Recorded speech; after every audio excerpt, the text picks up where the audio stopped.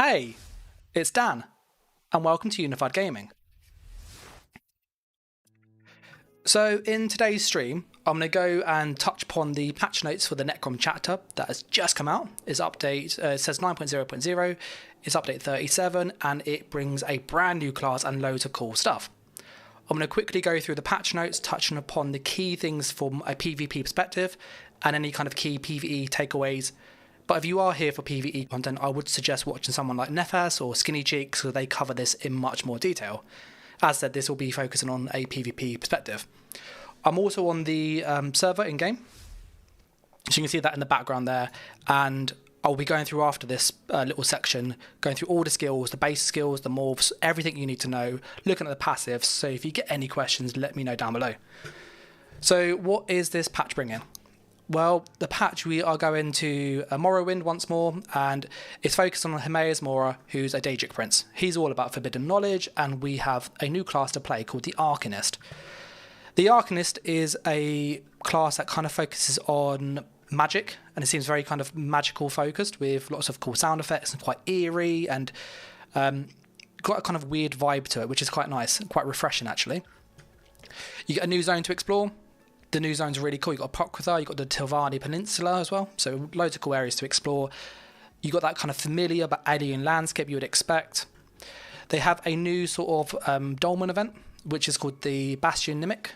Rather than being a dolmen where you go to a place, it spawns and you kill it in like 10 seconds with loads of people, this is like a mini dungeon, which is a really cool way of playing these kind of events. So you go there, you go through a portal in effect, and you get teleported into essentially one of the Daedra's home, and you have to try and basically take control of it to bring the power back to the Hermaeus Mora. So it's a really cool way of world defense, and once you get 4 people in there, they get locked, so it's really, really cool.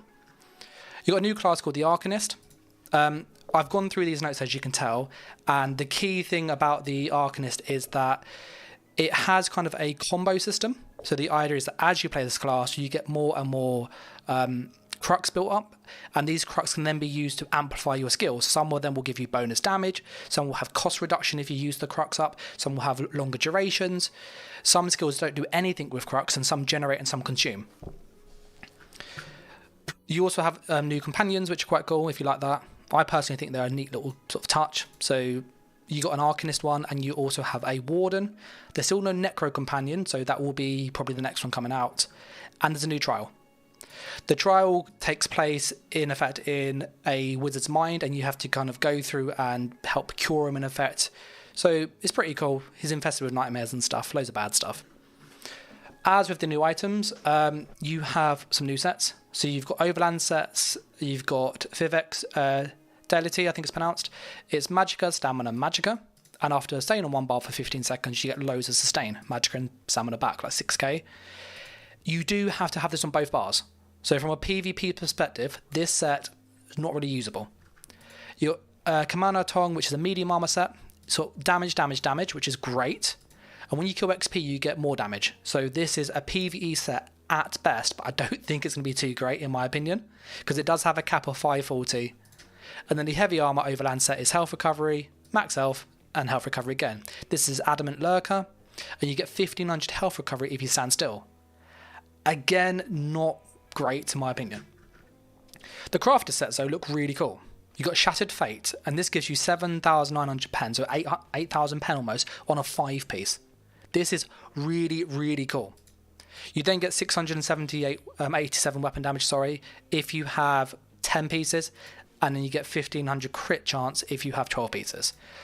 I don't think this will be great, but I think it'll be quite a cool sort of thing to use in low low-level BGs.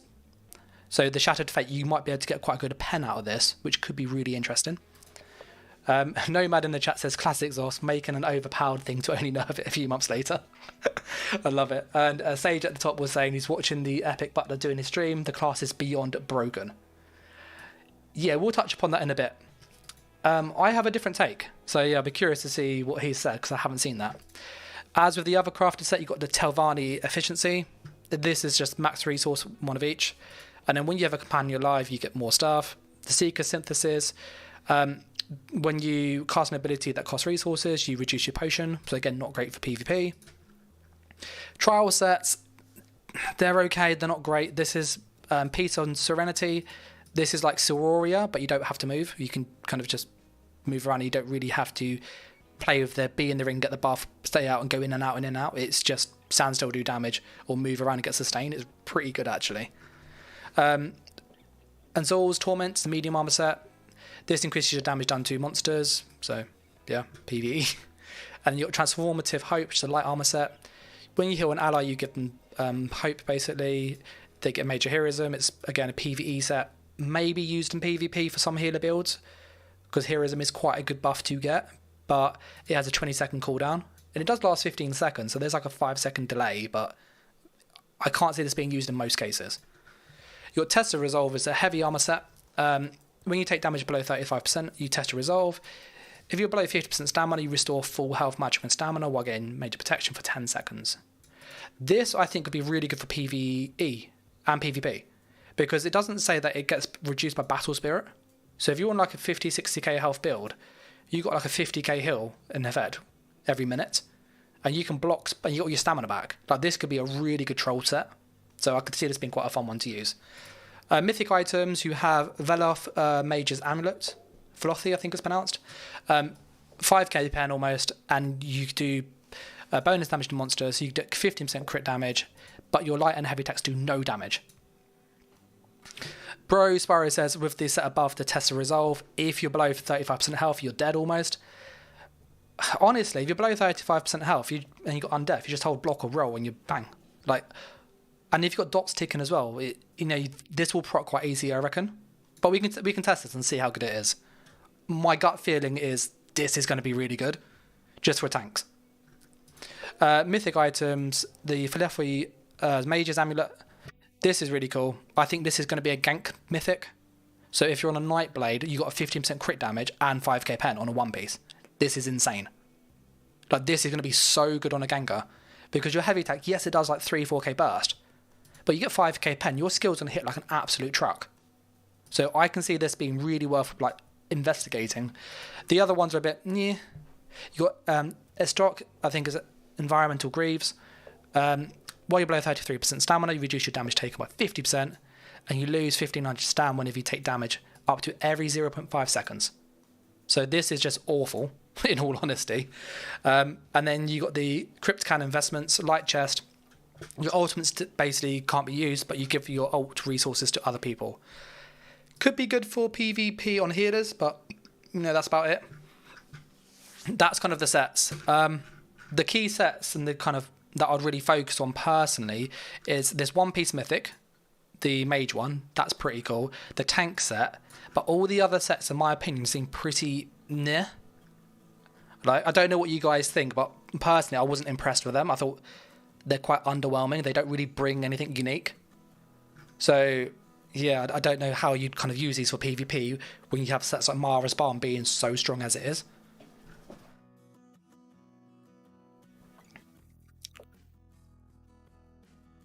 Sage is on about the shield skill. It's crazy, but it isn't. I'll show you how it works. I've been playing around with that a little bit. As for kind of just other things in the notes, touch upon it. There's a few base game changes. So some Cyrodiil time is changing. Nothing massive. Just read that if you want. There will be a link to the patch notes at the bottom of this video afterwards. Combat-wise, few things to note is they've changed the range of melee attacks. So if you are somebody who uses melee attacks, it's down here, rather than being 5 meter range, they've gone to 7 meters. So if you play like a DK, you find that you can hit things quite easily as a DK, but you can't on a Nightblade, for example. This will fix that. So melee builds have got a massive buff. They basically got like an extra 40% range on their skills. It's great. So this is a huge, huge buff for PvP. You also have a few adjustments with Sorcerer and Templar this patch, but nothing massive in my opinion.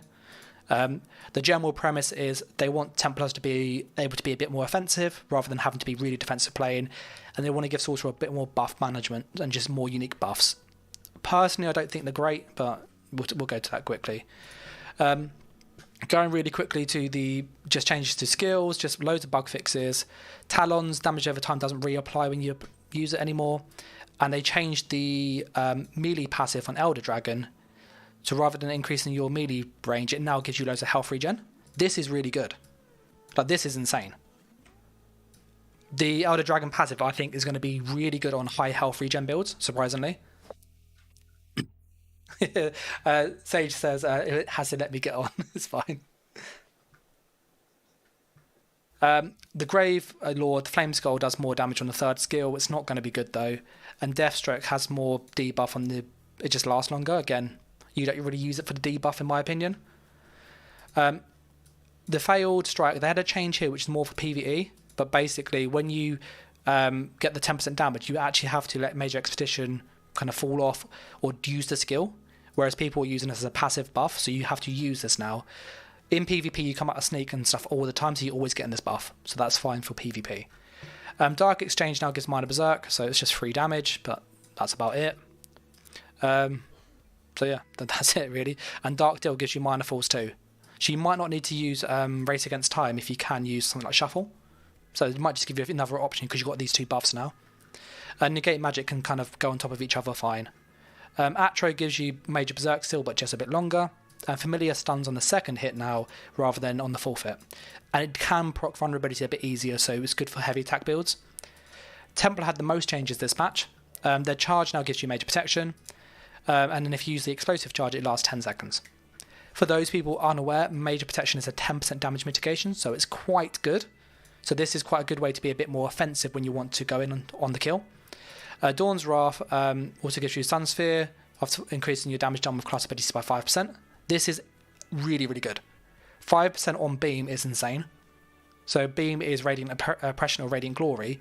Getting 5% more damage on that is ridiculous. So this is really, really good. Restoring Light, they just fixed a few passives, and Rune Focus had a kind of a big change.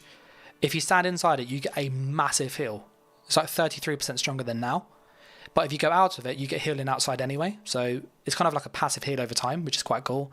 But if you go inside it, you do get really big heals.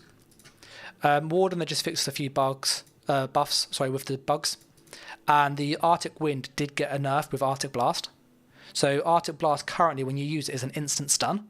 Now it will stun you after 2 seconds, which is really, really good because a lot of the time you get a Warden low and it goes, the Arctic Blast, they stun you and you can't kill them. This will really help fix that. So it means there's less kind of there's more counterplay. Because there's so many times you get a Warden low and they use this and you can't kill them because you're stunned, and then they use it 3 times in a row because lag and whatever it is. It's just Acid Spray, they increased their dot. They just fixed a few bugs down here.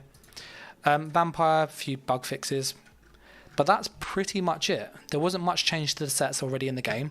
The only big one was Storm Master doesn't work in PvP now, so no heavy attack builds. And all the other stuff's kind of a bit, yeah, nothing great in all honesty. The only one to mention is Plague Break. If you play PvP, this is fine, it still works. It doesn't work on enemies though, so things like the ads in Imperial City or guards, this won't proc on them anymore. But if they are in the area and it explodes, they will give you the bonus damage still. So you can't use this in PvE to farm anymore. And the Twin Sisters, which is this set doesn't obey line of sight rules, so it's kind of fixed. So it means it doesn't do as much damage as it used to do. But that there are the notes on the whole. There's not lots to them in all honesty, just loads of kind of bug fixes really, and a few changes to the Templar and the Sorcerer. You might notice the Arcanist isn't really mentioned in this like notes area. So what I'm going to do now is jump onto the PTS, which I'm already logged in on, and then kind of show you what the skills look like. Okay? And if you get any questions or anything you want to see, then obviously let me know in the chat and I'll do my best to kind of show it. Look at that, like magic, is there? So I'm on the PTS. You can see like all the little beams. Look at that, that's so cool, that is. This is a brand new character, and I've deliberately gone as a Templar, as a Dark Elf, sorry. Sorry, Manti was distracting me in the back with his portals. Gone as a Dark Elf because it gives you magic and stamina and weapon and spell damage, so you get a kind of good base of what a build would look like. Going through the skills quickly, I've left them unmorphed on purpose, apart from 1 or 2. And my initial take is the passives are probably more interesting than some of the skills, to begin with. Looking at the skills, you've got Herald with the Tome. This is your damage skill line. So this has 5 skills and an ultimate. 2 of them I don't think are usable for PvP, in all honesty. They just don't do enough. You've got for the ultimate Unblinking Eye. So tear open the fabric of Orbis to summon a Scion from Homeria's Moron. It's basically like an AoE in an area. So we'll quickly use the thing at the back. And then we'll be able to kind of show it. So if you literally, it does this. It kind of shoots in one spot. Now you can move it by re-pushing it like you saw it there. It doesn't last long. The damage is kind of okay. So I think this is more of a PvE skill in my opinion. The damage is low, but it ticks really quickly, so that's just one thing to factor on. For one of the morphs, you have a Burrow says, does it only damage if they touch the tether? Let's show Manti. Manti's here helping me test. He's got a build, so we won't kill him, obviously, but you can get an idea of how things work. So, Manti, you have to move around and just see if it touches you. So, like, if it kind of goes around the AoE on the floor, it hits him. You don't have to touch the beam. I don't know whether it works if we go and touch the beam but not the circle. So if Manti, if you could kill me, and then I will check that really quick. That charm's funny. He'll kill us eventually. It's okay, Manti, you take your time. He can hear me in Discord for those people curious.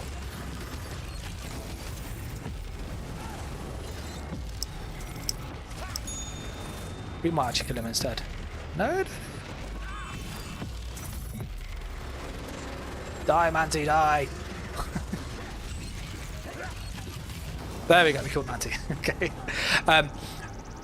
Going on the beam quickly, I think Bro Spyro asked a really good question. That does it work if they touch it?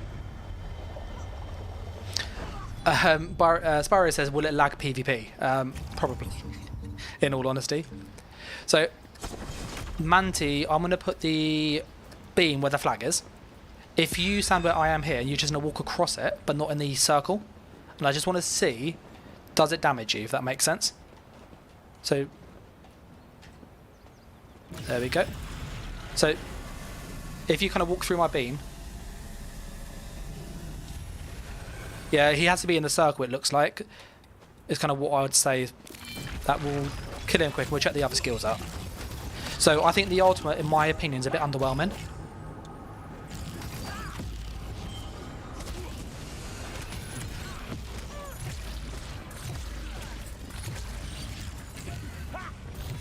Right, we'll let Manti kill me.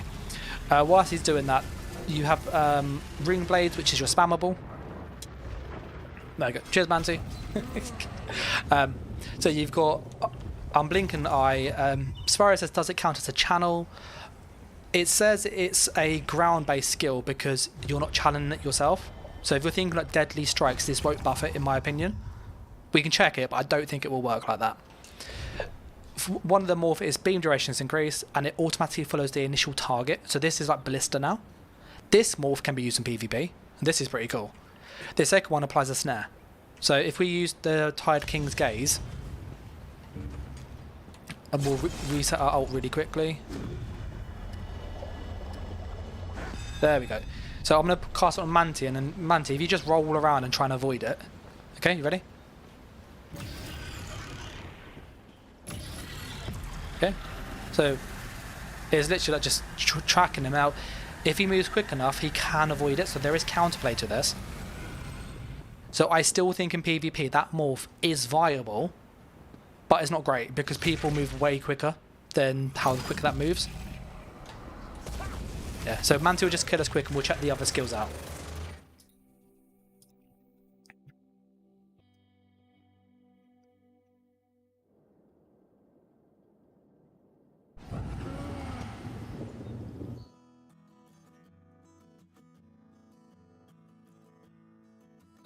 Bryce says you would have to snare them first. That is an option for sure. But I don't think it is the best solution. Because I think it's just not doing great. Hey Tate, Tate's popped in. Tate says, hey Dan, still at work, but want to say huge thanks. No chest in Cyrodiil will be safe. Yeah, no worries, mate. I was helping him set up a like really fast build that has it hits the movement cap and you don't need to do anything. It's ridiculous. So yeah, no, really appreciate the support, and I hope you enjoy the build. And as I said, you didn't have to. I made the build anyway, but yeah, really appreciate it. With the other skills, the spammable rune blades, it's kind of like Skull, but it shoots 3 times. So it's like 3 small hits. So if you imagine Flurry or Jabs, it's like a ranged version of that. This does generate Crux, which is cool, and it does increase damage for each Crux you have active. You got Withering Blades, which has increased crit chance for each Crux, and that is a lot of crit chance, between 1 to 2k crit chance. So 1500 crit chance is like Mother's Sorrow. So it's like that's around about 10 to 18% crit chance. Really good. Escalating Blades deals increased damage, and the runes do damage in an area. The damage goes up like Flurry, so it's like hit 1, hit 2, hit 3, you get more and more damage the more you use it, and again up to 3% more per Crux on top, and it's got an AoE around it. So Rune Blades is really cool. I like this. This is a really fun spammable to use. The range is really low though. It's only 22 meters. So if you check something like Crushing Shock, it's 28. So I found this was the only kind of oddity I found with this. Whether it's a bug, I don't know, but you have to be really close to them compared to Crushing Shock or Elemental Weapon, for example. You've got Fate Carver. This is the big beam that I was using earlier. This you have to aim, which is not hard.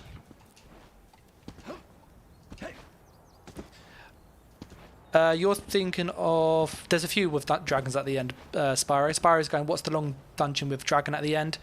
There's the Unhollowed Grave, I think it's called. One like that, where you get like a bone dungeon under there, Throfakin. And there's Mercerlock, which also has one. I think it's Mercerlock, is the one you're thinking of. Where we get that monster set from. I can't think of the name off the top of my head, though. For the Fate Carver, it just does a big beam. You have to aim this yourself. It's a channel. Things like Deadly Strikes will buff this. And casting the Fate Carver consumes all Crux and increases damage by 33% per Crux spent. So if you get 3 Cruxes, this is a 100% increase almost. So this will go up really high. But you have to aim it. Morph 1 applies a snare, which is quite cool. And Morph 2 reduces the cost. So... Consuming Crux also reduces the cost, so I don't think it's great. I think you'll probably go for Exhausting Fate's Carver, in my opinion. The snare's more useful for PvP. You can hit people, slow them down. Probably that's the morph to go for. They did mention in the patch notes, which I didn't touch upon, about accessibility and about how there's like an assist. I don't know where it is though, but apparently there's an assist for that skill. So if we turn it on, we can just see. Yeah, you see, so it's locking on for me as I'm moving around. So if I put here, I get anywhere near this, it locks on, I can move and I'm not touching my camera. So there's like a semi-lock on, which is pretty cool. We'll reset that. I don't know if it works without that though. Let's just check that quickly. Manti, you're right to reset your training dummy over here, please. Yeah, the beam skill should gain stacks on Azure Blight Reaper. So we'll check over here. Yeah, so see, it has like a soft lock on. It's not a big lock on, but the accessibility seems to be making it stronger than it is by default. In PvP, I'd use this against Manti. It doesn't lock on in PvP well. So if Manti plays Run from the Beam, we'll see how many times we can touch him. Okay, you ready? So I'm going to try and hit him with a beam. So when they're standing still, it's quite easy. If Manti runs away a lot, I have to like really aim it. So if you play shooter games and stuff, it's pretty cool. But I would say that it's not as easy as Templar Beam. So Burrow says this is going to be broken as F, which probably will be strong. I don't think it's going to be... I don't think it's going to be as good as Templar Beam, in all honesty. Manti, you're right to kill me, quick. Yeah, so I don't think it's going to be good as the Templar Beam. So that's the Fate Carver. That's kind of like their burst skill, which can be really, really good if you stack it. And with Azure Blight, yeah, that'd be great. but you're using Azure Blight to fix it. Abyssal Impact, this is it's kind of like a pseudo burst skill. So you deal 366 damage, and this is unbuffed. So compared to a Spammable, this does 3 times the damage. So this is almost 3 times, sorry. This is really good. You also get increased damage if you hit enemies that are inked. Morph Tool 2 creates Crux, and it deals increased damage below half health. So this has a built-in execute. And then the Tentacular Dread converts into a magic ability and deals frost damage. Consume Crux to increase the abyssal ink strength and immobilized duration. The damage to foes drenched in the ink is increased by 2%, and immobilization duration increased by 1%. So you get 6% bonus damage. For PvP, this is the morph to go with. This is really good. Self-Flackles, Flail, I think it's pronounced. That's probably really butchered. I'm dyslexic, but this morph is probably what I would use. Having the execute is going to be way better than just 6% more damage potentially, and a snare, which isn't great. The immobilize could be cool though. The other skill we have in there is called Tome Bearer's Inspiration. This is kind of similar to the Imbued Weapon. So when you put this on you, you do bonus damage when you use other skills. It can only proc every 5 seconds. But if you get this morph, which inspired Scholarship, it increases the frequency to 3 seconds. So you can get this bonus damage every 3 seconds. The recuperative treatise, or treatise, or however it's pronounced, this gives you resources back. The sustain on this is pretty nice. It's 510 magicka and stamina every time this goes off. And it generates Crux. So this is worth around about 200, 205 regen, give or take, something like that. So this is a really good morph for PvP. But I think the smart move would be to use this one just for the extra damage, because it lasts 30 seconds and it's got... You basically get that 1710 times. It's a lot of extra damage. The Imperfect Ring is a... it's a kind of an AoE you chuck on a person. So if you imagine Dark Convergence, when you use this, it just does damage to people over time, and it hurts nearby people, but it's on the target. I think I'm in a fight with the dummy still, for some reason. There we go. So if we look at the Imperfect Ring, you have to have a target. So most ground-based dots you can just chuck on the floor. But I need to cast this on Manti, and then the dot sticks to him. Barry says, does it take time to activate damage like Rune skill in the magic skill? Does it take time to activate the damage like Rune? On this one, or on the Inspired Scholarship? Inspired Scholarship, it just applies on like your hits. So I chuck this on and it doesn't do much, but if I use Fate Carver, I get 2 hits with it. So the Scholarship will apply. Hey, you're right, Soup. Manti's just abusing the Arcanist. Oh, the AoE. Yeah, the AoE has a slight delay. So when you cast it, it is instant, but the dot, it has an animation to it, if that makes sense. But it does apply straight away. The morph is Rune with Displacement. Place a room under the target that pulls and damages enemies. This is Dark Convergence. This is Dark Convergence on a skill. It's ridiculous. So this is really good, this one. Okay? And then you got Fulminating Rune, which deals additional area damage after a delay up to 3 allies. This is okay, but most people are going to use Rune of Displacement. To be able to pull people together is just mad. So that's a really good morph.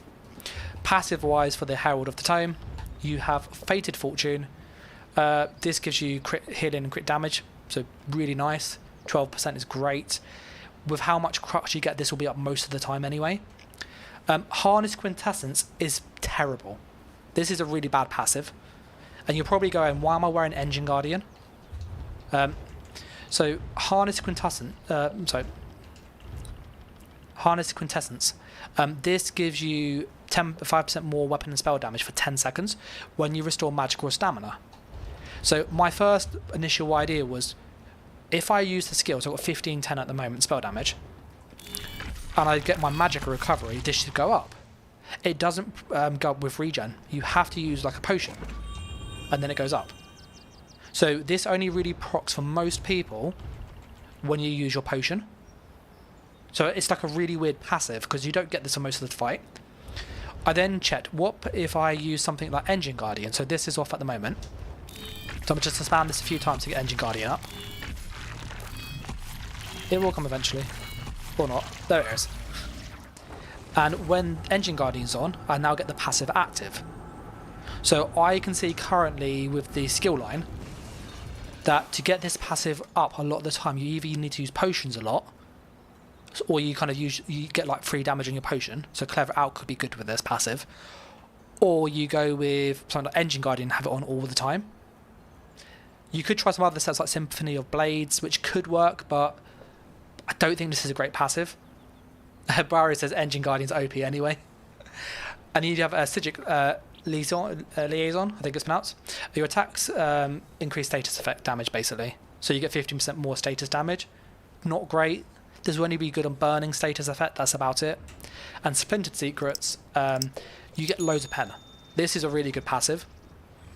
I am a little bit disappointed because this was the Warden passive. Anybody that plays Magical Warden knows that Advanced Species used to have this passive. They changed it, and then they changed it again, and they changed it again. But at one iteration, it used to give you penetration. So I'm like, this should be on the Warden. So I'm a bit bitter about that. But the passives are good.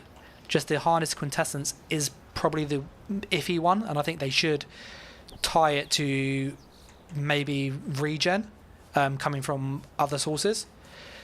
It does seem to be linked to getting the magic recovery from the inspired scholarship.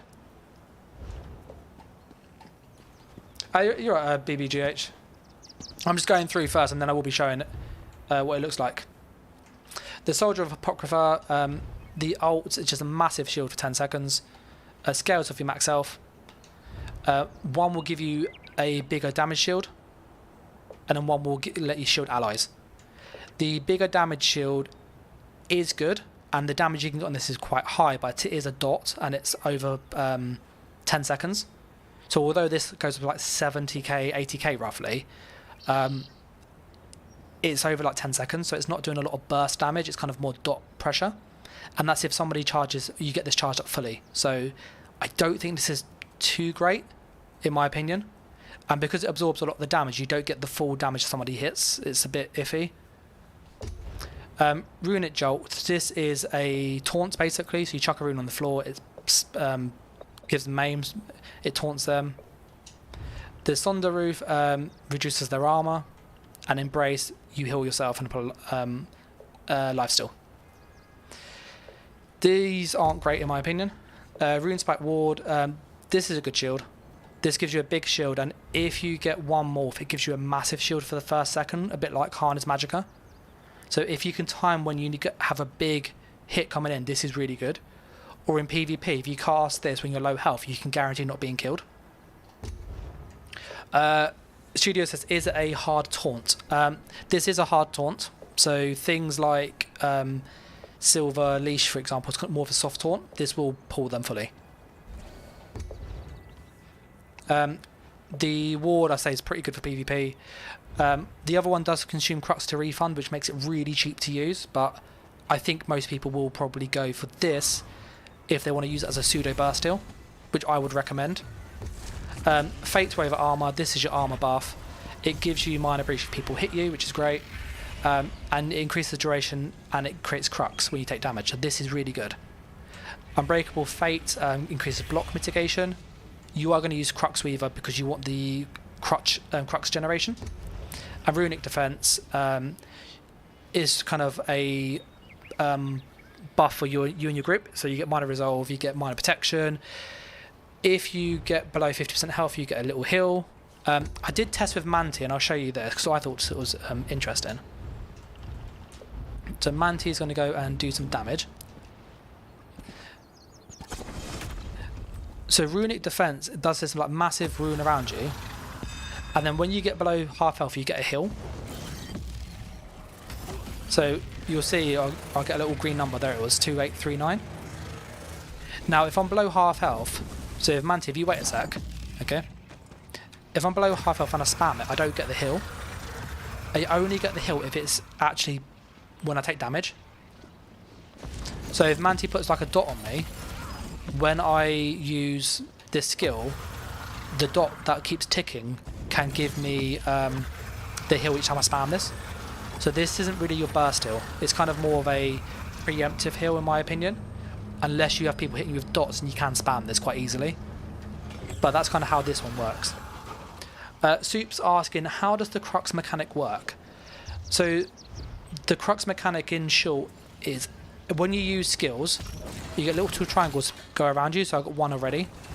As you use skills that generate Crux, like Rune Blades, you get up to 3 in total.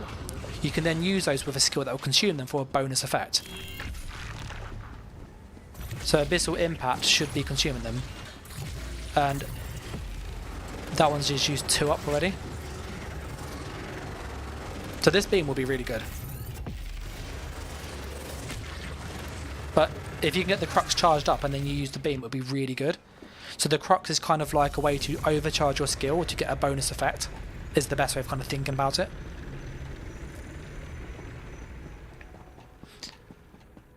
And then what we'll do in a moment is chuck on a full build to then look at the damage. Because I think it's good to see the base stats on the whole, because it gives you an idea of reference. For the Rune of Uncanny Adoration, I have morphed this already. This basically is a stun. You're right, well, the chapter looks really cool actually. Some of the landscapes are really, really nice to look at. This is your stun. So if you imagine Rune Cage, when you chuck this on somebody, it will stun them after 1 second. The stun, however, is like a charm. So when they're charmed, you can dodge it, I think, if I recall. Let me check. Maybe you can't. I know you can CC break it.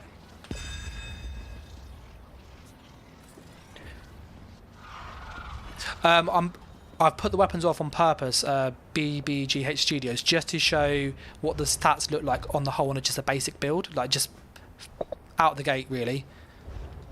Yeah, so maybe you can't dodge it. I might have missed that. Oh yeah, it cannot be dodged. Yeah, so this is Rune Cage, old Rune Cage. This is OP. Alright, this will need nerfing because that is OP. Old Rune Cage was really bad.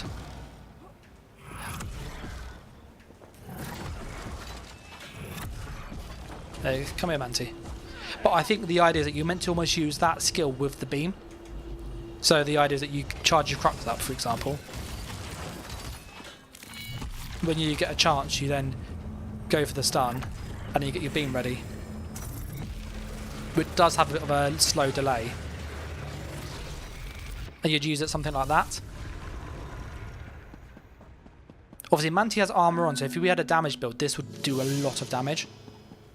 But you have to aim it, so there is a bit of kind of skill to it. With the passives, you have 4. You've got Ages of the Unseen. You basically just get armor, which is nice.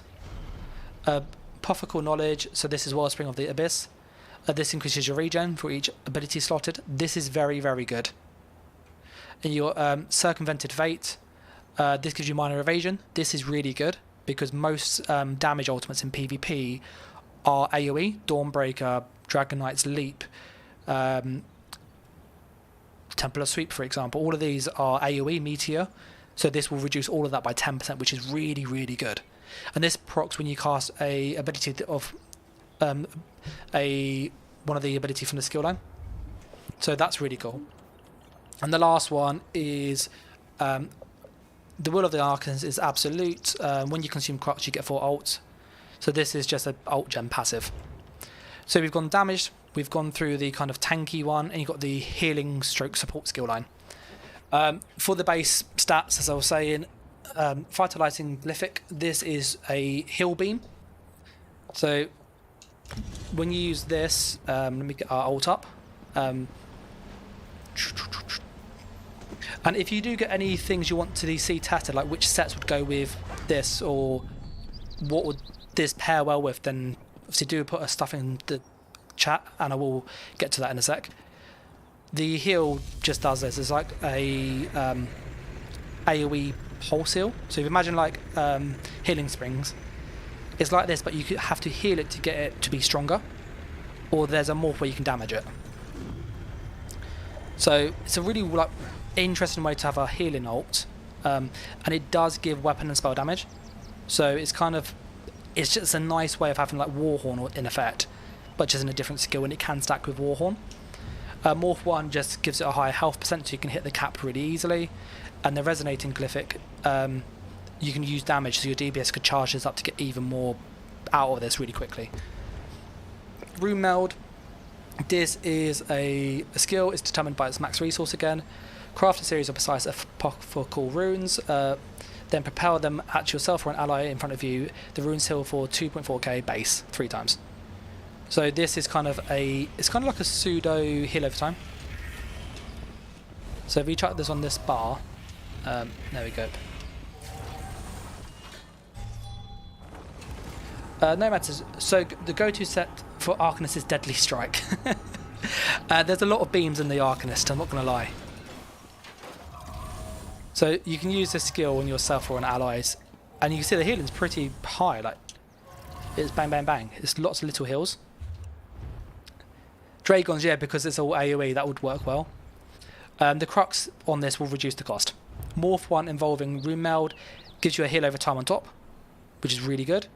And Audacious Rune Meld, healing low elements, allies, gives you ultimate back. So they get ult gen, which is nice. Minor heroism is always good. I think this would be quite a good heal to use as a healer, and it's a kind of a cone. Yeah, BBGH says about heavy attack Arcanists. You make a heavy attack with anything, but I think the Arcanist heavy attack, I don't think the passives are going to be much better than some of the Sorcerer ones. Apart from the Pen passive and the Status Effect passive, they don't really have any good damage passives that's really going to help boost it unless you get this crit one. So I don't know if it will push out compared to a Sulk, is my opinion. Rudy Segura, I think it's pronounced, says, do they have an execute? The answer is yes. It is a morph of the Abyssal Impact. So when they're below 50% health, you can then execute. It looks like this. Grizzly says that ultimate looks awesome for group play. Yeah, this one will be really good for like PvE. And it could be pretty interesting in PvP for like a door fight. If you chuck this on a door, it lasts ages. So at 15 seconds, it's got a really long time. And it gives people damage and healing, so you could just chuck that out and barrier. And then people can just charge into an area, getting healing, getting the barrier shield on them. You know, it could work really well. With the other skill in the creative rune forms, you've got Remedy Cascade. This is a channel, so it's a bit like the damage one, but it heals people instead. The healing is very, very good. It's 22k over 4.5 seconds. And for context, this is... I've got no gear on. So, this is insanely strong. Morph 1 heals people for more health if they're low health. So this is kind of like it's kind of like an execute, but a healer's version. So when they're low health, you give them even more healing, which is really good. Sage says what you get for starting some of these is pretty mad. Yeah, some of the passives are quite good. I'm not gonna lie. And the other one, the gradually heals for more the longer you channel it. So this can go up to 192% if you keep it for the whole duration. And this, it just keeps going and going and going to your out of resource. Now, you might be thinking this uses 720 magic per second, and this uses the same. If you can get your regen up to 720 times 3 times 2, so about 4,000, you could have this on for free. You could, which I will be doing in a moment. Just showing you how you can have this on always, which would be like stupid. Just sit in the beam. So Remedy Cascade is a very, very good heal. And you only need to touch somebody with it, and they get the regen from this, which is insane. Like there's no stats in this, and it's 22k. You got Charm, Shakum Shield, sorry. Carve the runes of the blind man to call forward spinning mystical discs. Discs surround you or up to 4 allies, granting them a shield of 7725 for 6 seconds. The disc does focus on low health people or people you look at. One morph gives you Crux, which is awesome. You want to get a lot of Crux generation, in my opinion. Recasting a shield on target increases its strength. The strength goes to 30% stronger, which is nice. So you can cast this quite easily. When I was messing around with this earlier, it didn't seem to apply to yourself. So it kind of like, it prioritizes whoever's in front of you. So if you're in PvP and you're just spamming this, it's okay, because you can have allies. But if there's people nearby and you need it, you're not going to get it. So if you imagine something like Living Trellis, when you're in PvP you want it to go on you, it doesn't always do that. So this is kind of more of a sit back and use this. Or if you look down, you can get it on you as well. So it can be used solo, but I think it's a bit weird solo in my opinion. You got Arcanist Domain. Draw 4 for Tome and evoke the Victim of Himeria's Mora to conjure a vortex of Eldritch power. Stand in this vortex, grants you and your allies courage, fortitude, intellect, endurance, and it increases their damage. This is really good. This is a really good skill. Now you might notice that you have to kind of sit inside it to get some of these buffs. So they're on, and then a pop out here, a lot of these go, but if I pop back in here, they then come back on. So this is a really good way in PvE to just get extra like regen and stuff. One morph will make it stay on you. So if you imagine budding seed, it's a bit like that, where if you use it you get a heal over time that sticks on you when you leave the area. The healing thicket. So this is a really good kind of morph. The other one gives them a heal over time. The heal over time is pretty good, but I think the Zenith's Empowering Disc is probably better for PvP. It's a 10-second buff. You chuck this out, you've got Minor Courage, all the regens for 10 seconds. Really, really good skill. And the last skill we have is Apocryphal Gate. This is kind of a gap close, but it has a 7-second cooldown, so you can't spam this. And it's like Streak, but again, you can't spam it. When you cast this, you create 2 portals. So I can run through this, and then you can go back and forward. Now, if you walk backwards, it doesn't work. And Nomad says the lag in Cyrodiil is going to be mad. 100%. It seems that you have to, it only works if you go forward. So if your character's going forward, it will proc. Yeah, Sage says, but if you go backwards, it doesn't proc. So there's a bit of like nuance with it, because you can't really do that. If you're on keyboard and mouse, you could cast this and then teleport and spin around and go back again to trick people, which would be quite interesting. BBG Studio said, what's the range? It's 15 meters. And it does kind of work on terrain with elevations. So you can go up and down stairs and stuff. And you can see I'm trying to use it up to go on a ledge, so if this is like a keep wall, it's not letting me do it. But if I aim above, you can then go and up you go. So this could be quite cool in PvP. Whether it lets you go up a keep, I don't know. I will need to go and check that later on today. I don't think we can get up there.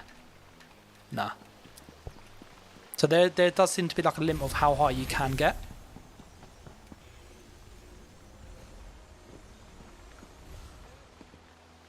Can I jump and do it? No.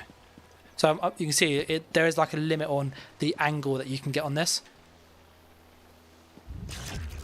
So personally, I think this is kind of a gimmicky skill. It looks really cool, I'm not going to lie.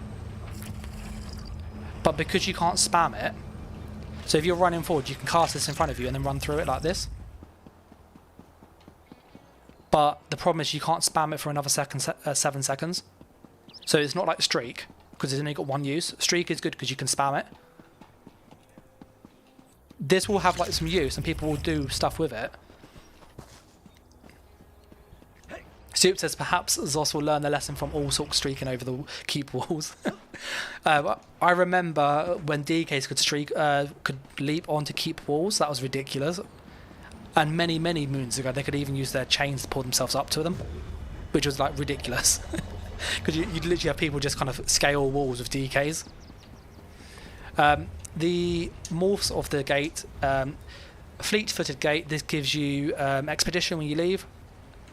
And then passing between worlds, allies can now use this. I think all in all, this is probably the weakest skill. It doesn't do enough. It seems to let you work from high places to low places, but not the reverse.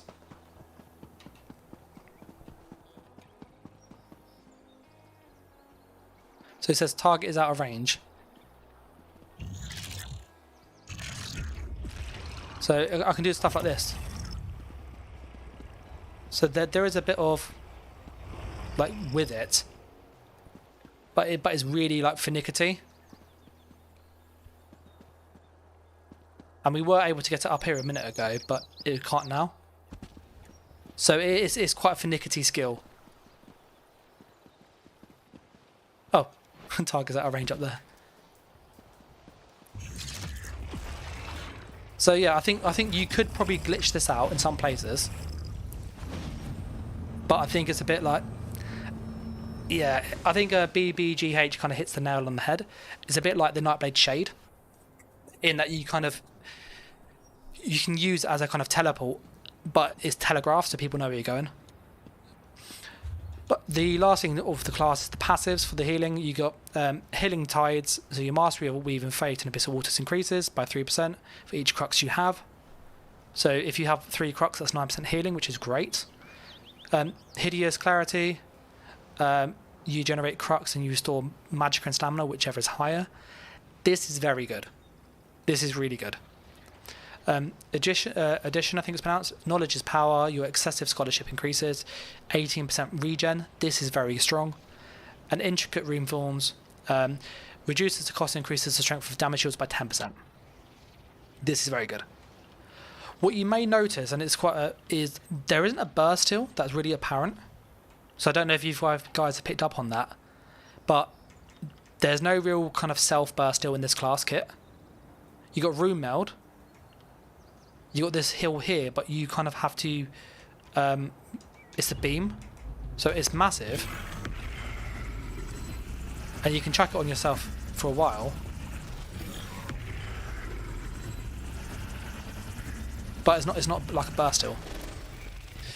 So we've gone through kind of all the skills. I'm going to go through gear now, and I know there's some people doing Battlegrounds on the PTS, which I'll jump into as well with the Arcanist. So if you've got any questions on what sets you want to see tested, do shout. I'm just going to go for a very generic like Rallying Cry type thing. So Rallying Cry jewelry. I'll put Engine Guardian on there, and something like Wretched Vitality. Crafted sets. So let's go here. Crafted sets. People mentioned about the Deadly Strikes, which is the Cyrodiil set. So we can quickly look at that too, because that's medium armor.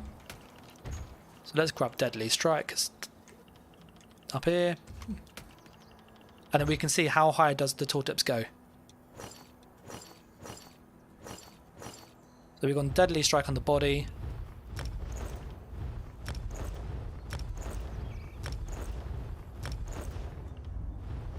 Rallying Cry Maul. I'll just grab something else.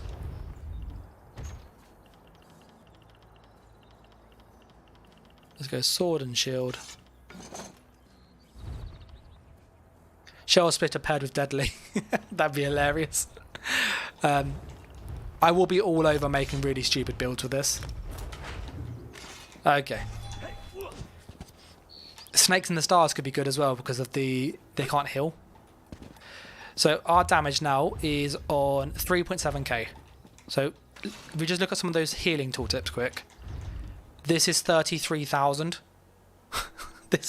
This one needs nerfing.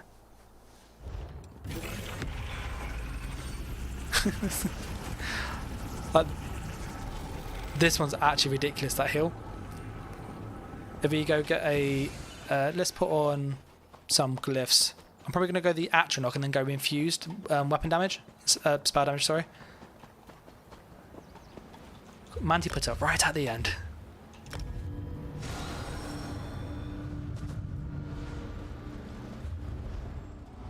And if there is a setup that you want to see, do let me know. I will in a moment just see, can we get the beam on forever? That's like the first thing I want to test. Our regen is 2.1k. Just putting that beam in a Zerg while also using Mara's Balm. Okay, let's go get the glyphs as well, which I have it down here somewhere. Here they are. Bish, bish, bish. We want jewelry. This is why I like the PTS. It's so quick to make a build.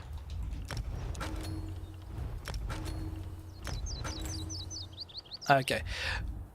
I'm going to dual Manti in a second, just because we can get the Rallying Cry to proc, and then we can see kind of what would it look like, if that makes sense.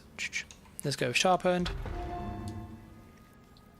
And do bear in mind, there's no CP on this character. Like, all the CP's off. So all these like crazy tooltips on the hills, particularly, they're not even with CP. 37k, I'll take that any day.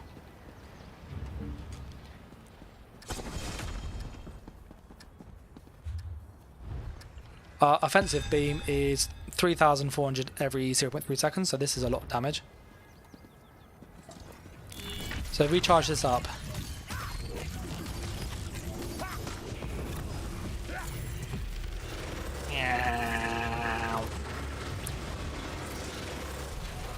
it does have a weird targeting issue though.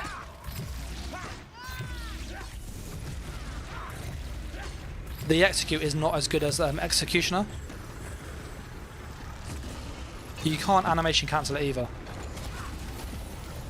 So if you see, I'm actually trying to animation cancel my the little like tentacle thing.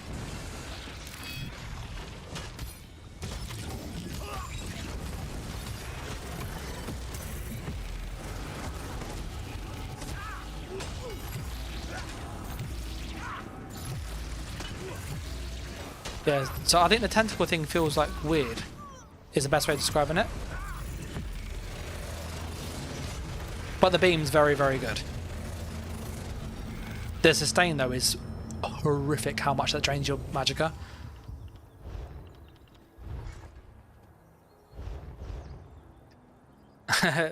Lich is going, there you are, Dan, on a late Monday instead of a Saturday. Yeah, I wanted to mess around with the class. So yeah, we'll just jump in the thing with Manti quick and just show the typical build. It's got 4.7k spell damage. Yeah, the Arcanist is awesome. I'm going to go into Battlegrounds as well in a little bit. Let me just get my heal up. There you go. So we have 5k weapon spell damage, so kind of, you know, on the lower end of most PvP builds. Our beam heal is 40k. And it heals you as well, so you can just sit in this going zzz. This is mad, this.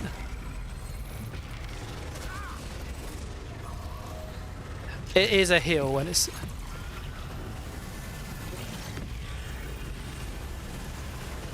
I can see people just doing this, literally spamming the beam heal.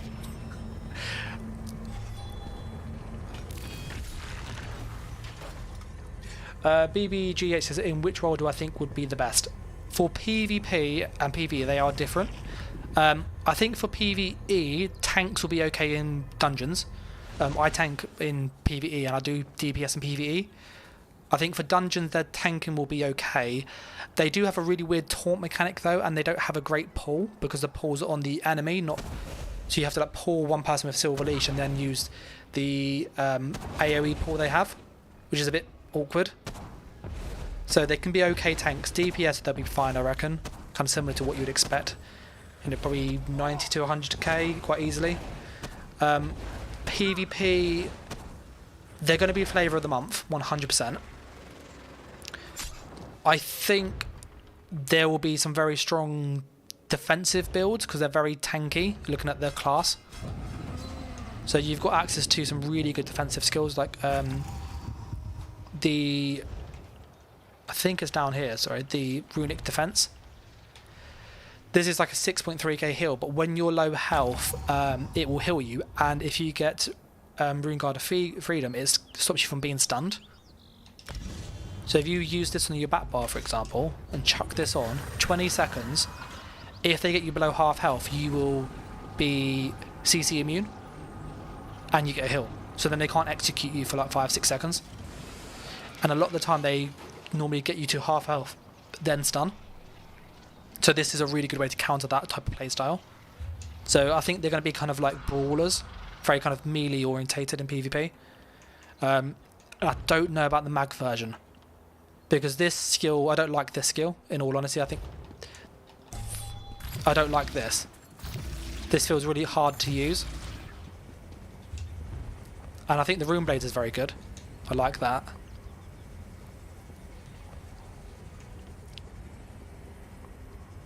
I would probably recommend using Withering, I think it's pronounced. I think that'll probably be the better morph for that.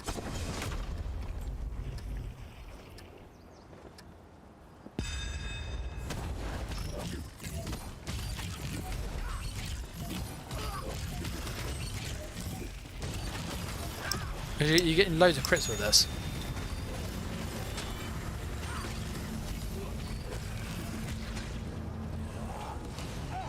So yeah, I think that's kind of what I'd say about this. I'm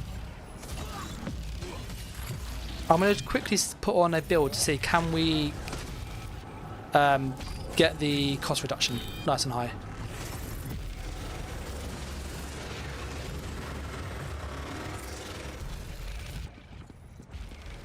So if you've got any sets you want to see tested, by the way, do shout. But I think the first thing I want to see is, can we get the beam to be free? So we need 720 regen. Light armor will reduce this. So, and so would things like Imperial would as well. So I'm going to quickly switch my race to Imperial, just because I'd like to go into Battlegrounds and just spam this. So where is the skill respec? And we want a race, don't we? So we want one of those. And we want one of those. And we want a... Is that an upgrade? I think it's an upgrade for some silly reason.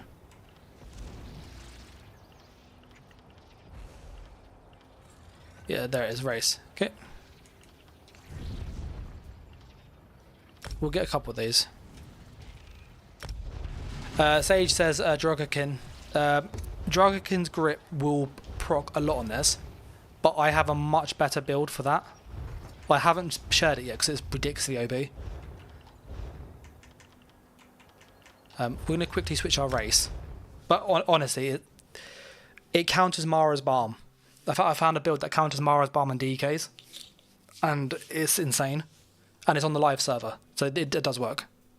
And none of the stuff in the PTS will break it either. So let's change this to an Imperial. You're probably going Y Imperial, you get cost reduction. You could go Breton, which will give you even more cost reduction. But the Imperial works on ult as well and movement and stuff. We'll go Breton for now because most people have this.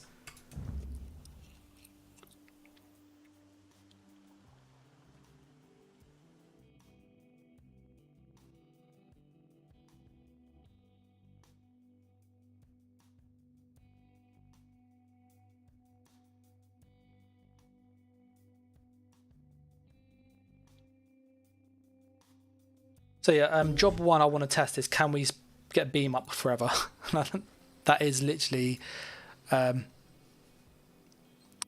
thing I want them to do, because it's a fun skill to have. And there's some morphs that give you like bonus damage the longer you're in it. Or bonus healing.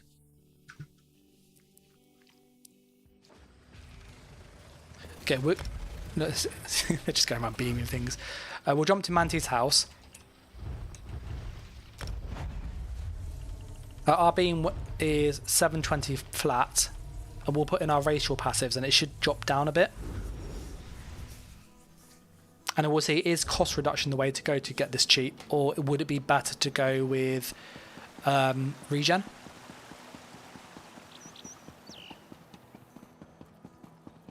There's Manti.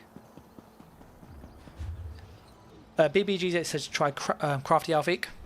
Yeah, I think Alveek will be good because it's max resource and it's light armor, so we get the cost reduction on the light armor passives. 1, 2, 3. That's reduced that to 670 already.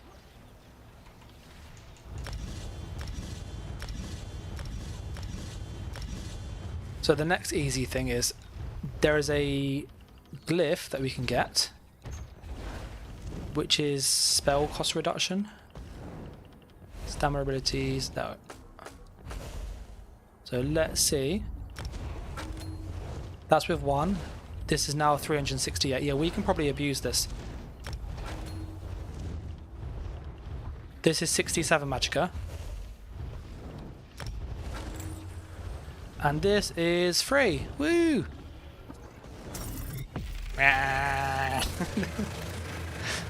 Okay, this needs changing. Because I can literally just spam this.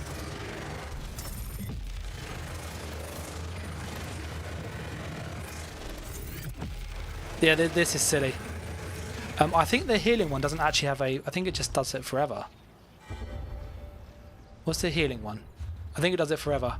Yeah, the healing one's forever.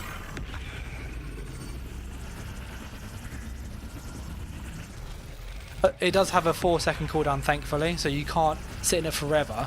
Nomad said, would Dagons increase damage further with Deadly? Looking at the skill, because it's an area of effect, it should do.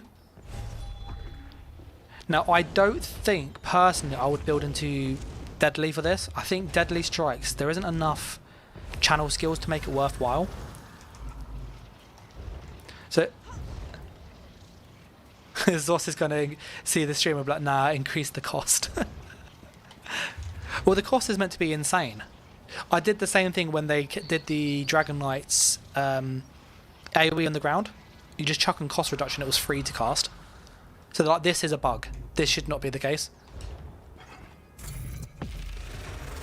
And the easiest way they could fix this is if have the skill costs a minimum of X. So you can't ever get it below a certain value. Yeah, I think if we look at the Deadly, so 2816, we take the one of the Deadly off, so that's...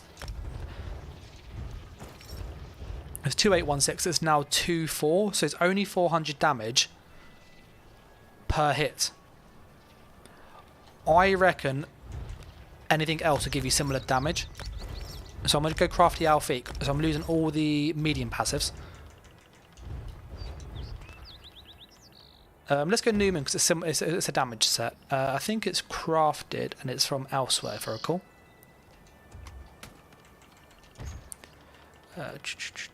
So is it northern elsewhere or is it southern? It's one of those. Nope, it must be southern.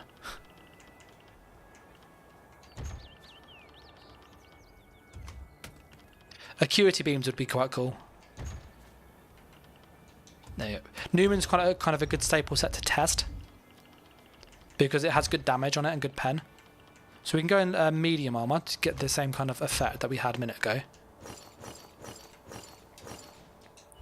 So we were on 2.8 with Deadly Strikes. So just going with a medium setup. There's no Bomb Arcanist soon. There's no glyphs, but this is 2.5 already.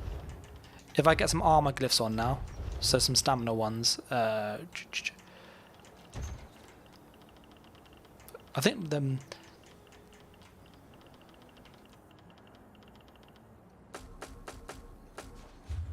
We'll just chuck those on that, just so it's exactly the same.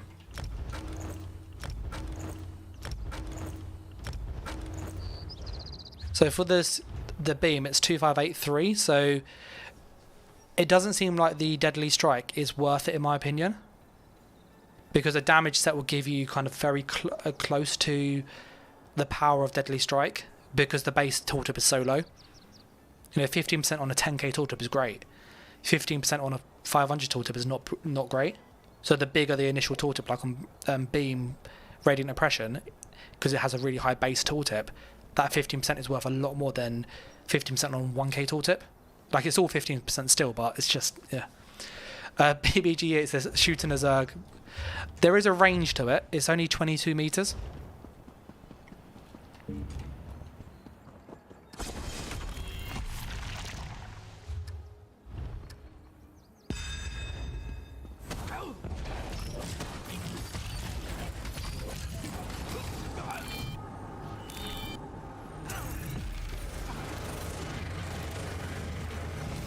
There's out of range there. In range there.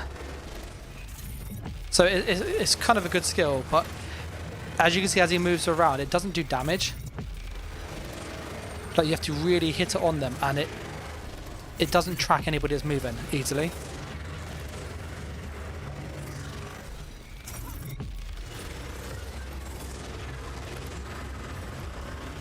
So it seems like it's a really weird... It doesn't feel like it's always doing damage. So like, as Manti's moving around fast, you would expect the beam to damage him as soon as it clips him. But sometimes it doesn't do that. So if I just like sweep like this, there's no damage easily. Which is a shame, because you can't like do this and just, you know, spray an area with the beam damage. But when he stands still, if you stand still a second, Manti, you'll see it, like, it procs really quicker than standing still. So it seems to have a real issue trying to do damage when people move around, which is why I don't know this will be good in PvP. Because like, he's not moving much and it's not doing much to him.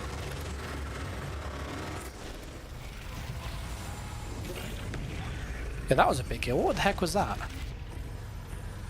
That was a huge heal. You had to get me low again. That hill was mad.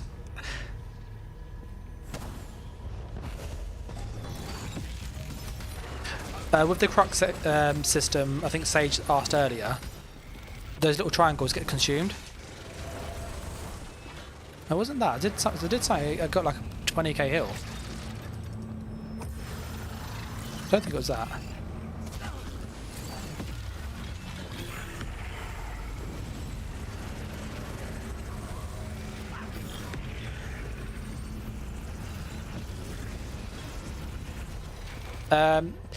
BB said, imagine how many people will be within execute in a group. It's almost how people are in range bombing the Fighters Guild shards. Yeah, the Fighters Guild silver bolts are really good. That burst heal, this beam heal is really, really good. There's a morph that gives you like even more damage, even more healing, which is insane. And this heals you for even more if you blow health. I'd probably go this one though. Let's see what this is. Oh yeah, there's some casual numbers on me. Manti, can you get me low? I just want to see how quick I can heal with that. We have a low damage build, just for context.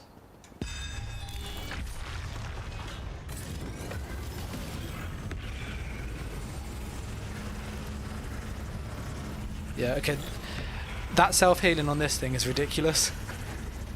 Look at that. It's 1k, 1k, 2k, 2k, 2k, 2k, 4k, 5k, 3k, 3k, 6k, 4k.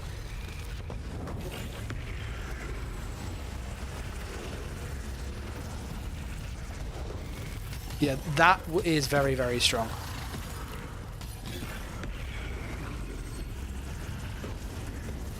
But you can literally just do this. You get low health, just push that skill.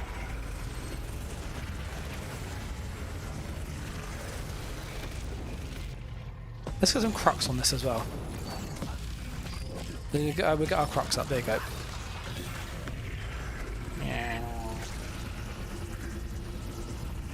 Yeah, okay, that's a very, very strong skill. Let's go put on the skills we'll actually use for a build now. So we need an armor buff. So your armor buff would be Fate Weaver's armor, and we would use Crux Weaver. That is a no-brainer, so that's going to go on our X. The graphics on these, on a side note, are amazing. They look so cool. Yes, it can hit crit the beam. I was getting like 7k crits. So when you see the exclamation mark next to the green number, that's a crit. So 6k crit there, 10k crit there, 11k crit there. That's a very good skill. So I wish there's a way you could just like, unequip all your skills. So we're going to use our respec, and we'll actually gear up what we'd use in PvP as a damage dealer, and then kind of go into Battlegrounds and do some duels with Manti before we do that. So let's clear all of that, and all of that. Okay.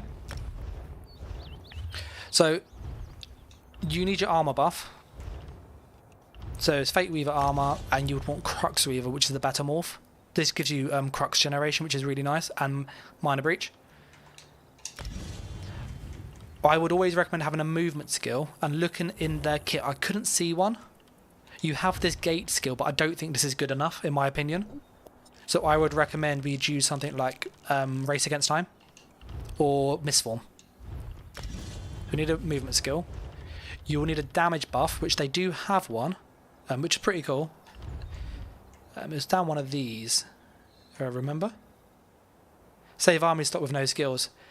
Yeah, you can do that. On PTS, you can just got free stuff, so it's easy to do that too. So you got your Tome Bearer's Inspiration. This is your damage buff. It's a bit like Molten Armaments, but you get a kind of crystal weapon on top, which is really weird. I personally, I think this is the best morph for PvP. Now, having played the class a little bit, because although this is more damage, this one gives you your passive. This one here, so Receptive Treatise, I think it's pronounced. This is like your damage buff. There's my Major Brutality and stuff, I think it was. I think it says it on there. Yeah, while slotted on either bar, gain Major Brutality and Major Sorcery, increasing weapon and spell damage. What's cool is you can put this on the back bar and you still get the damage buff on the front bar, which is really cool. The reason I'm using this morph, by the way, is it procs this passive. So I think that's what they've done on purpose. They've tried to make it that this, if you use this morph, this will then keep this passive ticking, which is the 5% weapon and spell damage. Manti, can you stand still for a sec? Manti's got to go in a moment. We'll go into BGs in a sec, and it will set up. So I just want to test.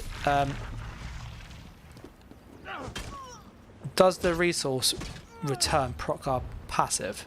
So 3, 8, 7, 6. Because our passive is down here. Yeah, so just by having this on, you just do damage. You get that 5% damage boost. So that skill gives you a 5% damage boost as well.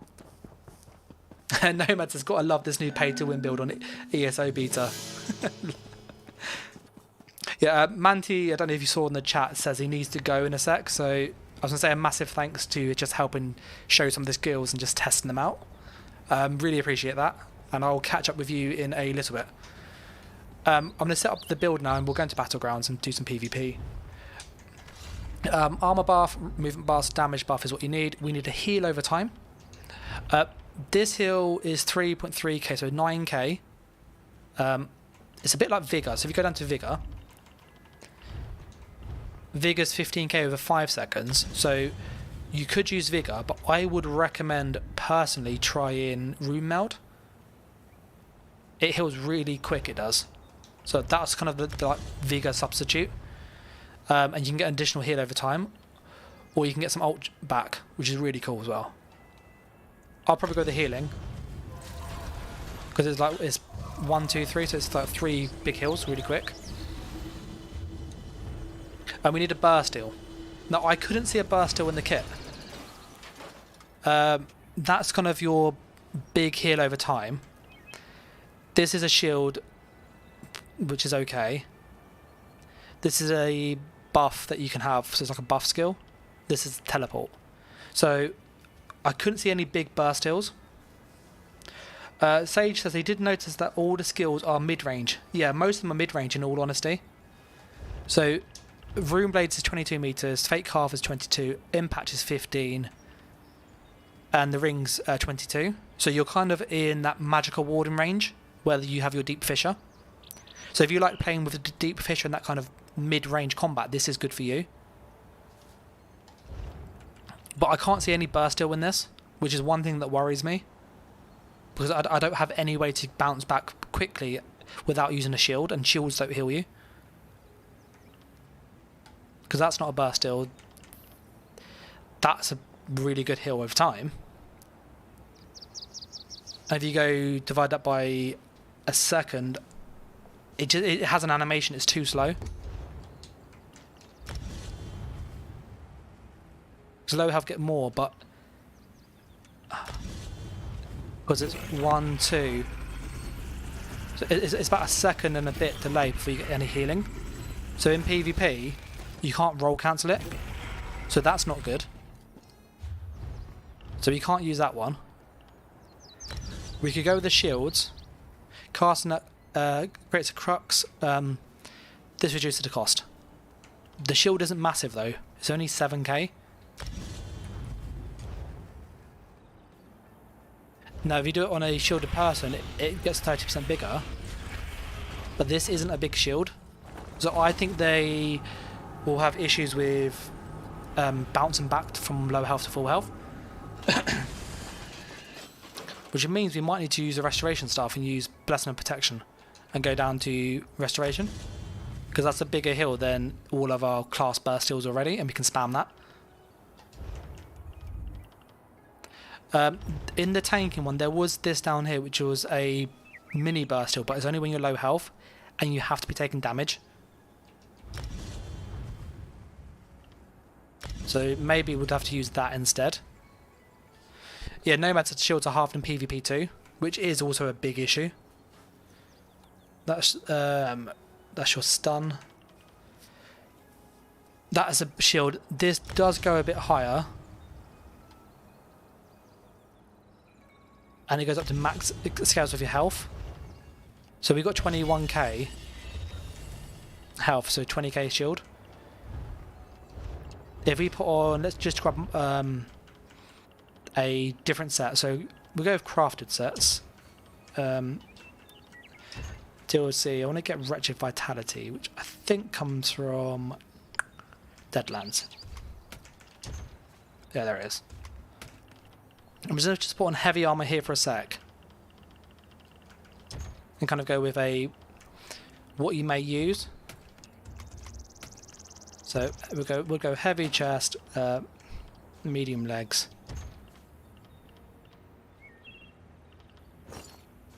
And then we'll probably use light for the rest. If we're playing as a magical build, that is.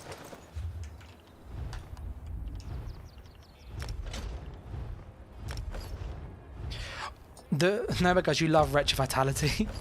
The reason I like it is because it's a good staple set. It kind of does a lot of stuff in one set. And so if you are struggling with a build, it gives you kind of a lot of one thing. Because you get like loads of sustain, which you can then chuck in any area. You can go like all damage glyphs, and because you got the sustain from the set, we can go more infused and go for like cost reduction, and just you got quite a lot of like flexibility with it.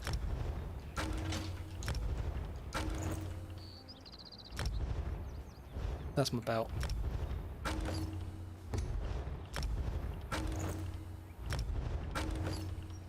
We get one more glyph. I thought we'd got.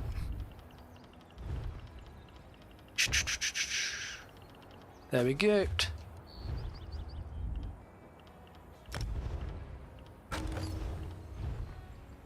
23k health. We'll respec our attributes as well. And we've got food on already.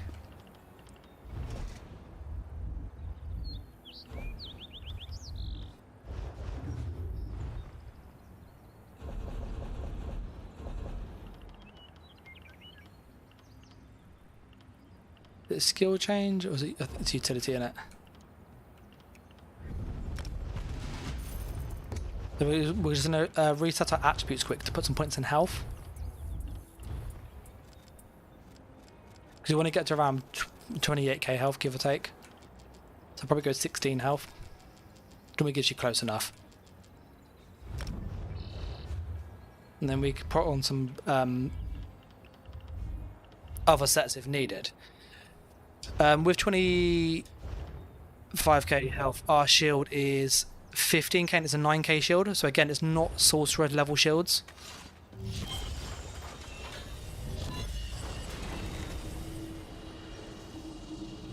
Yeah, you could use Stoon's Favour, which is good.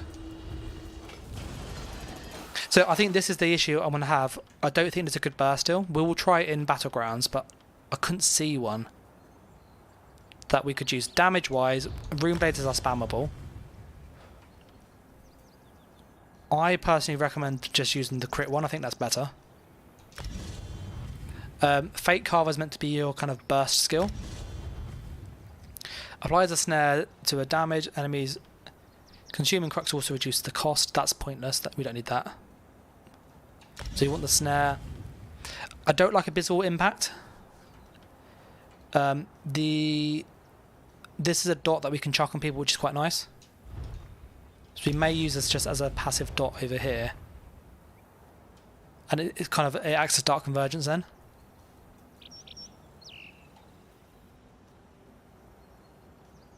So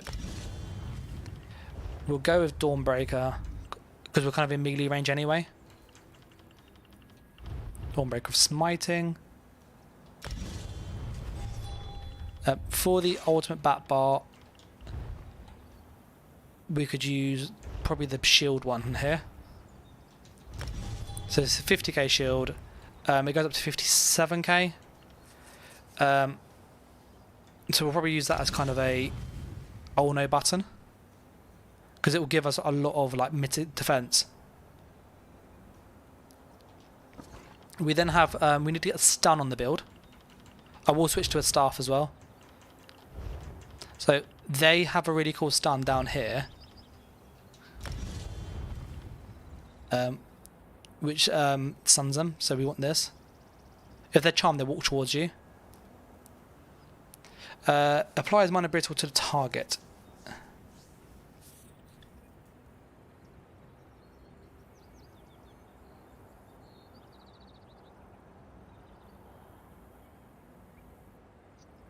Yeah, I'm probably going to go with this one.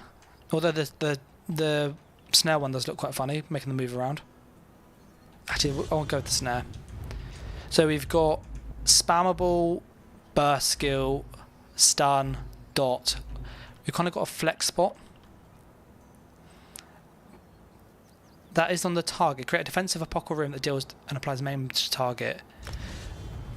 The damage isn't high enough on this, so that's not useful. I'm just thinking how we could make it like a build with skills that would actually be quite helpful for what we want to do. I don't like Abyssal Impact. It just feels too odd. You can't animation cancel it either, so it's not a good execute. I'll try it, but I don't think it's good.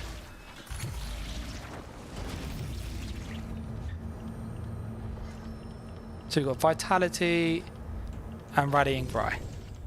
We'll put our jewelry to Magicka damage.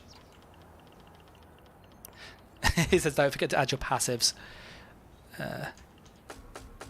Doesn't really matter which glyph we put, so yeah, but it says.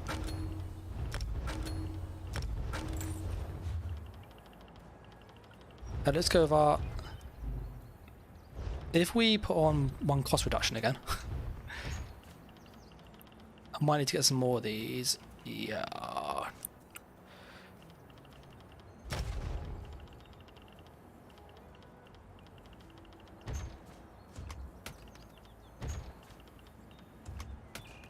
I'm going to put on a cost reduction just because I would like to have that beam quite cheap. It is really expensive. So when you use that beam, if you watch my resources, they go down pretty quick. Yeah, I think rally might be an option. Whereas if we did one cost reduction on this, that's half the price already.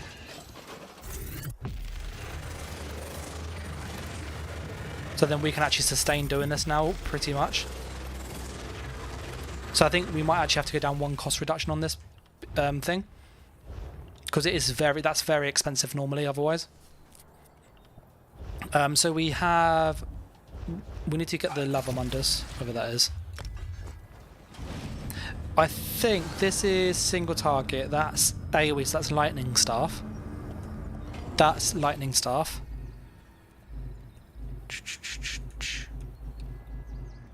Yeah, I think we need to get a lightning staff for rallying cry, because a lot of the skills are AoE.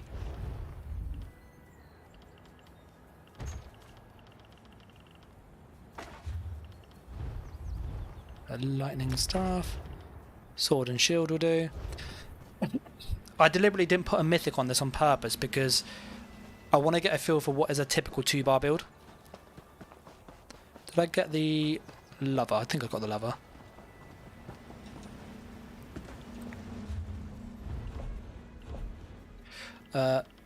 Sharpened. Okay, we're gonna get Q now. Like, I know there are some people doing the battlegrounds, so I'll see if they're still about. And then we'll jump in and see if it's going to work. I'm worried about the damage, is my honest take on this. So damage doesn't feel massively high.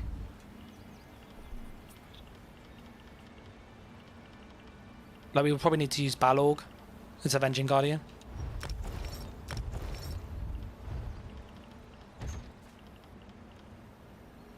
Monster sets.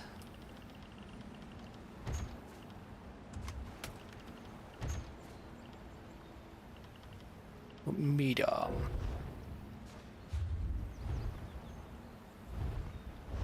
What do you guys think of the class though?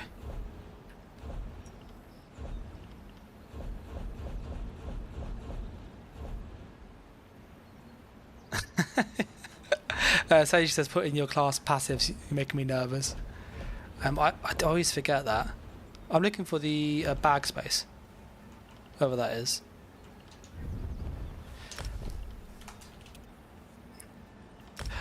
Did you put in the CP? I haven't on purpose. Let me just see if...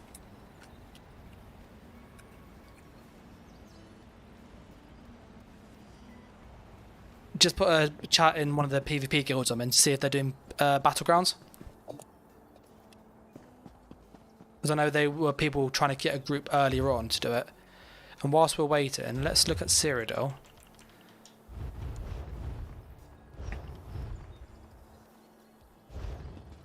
So I'm gonna jump to IC whilst we're waiting,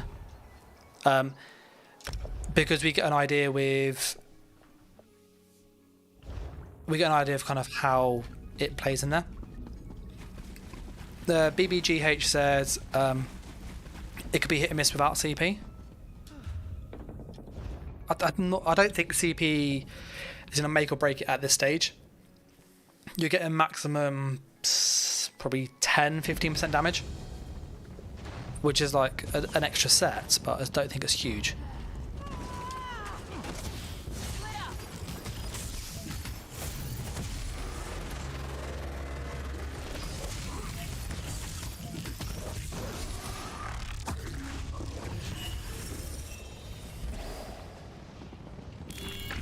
Do we have anything that procs our rallying cry? Oh, wretched fatality, sorry. Let's chuck on our Balorg.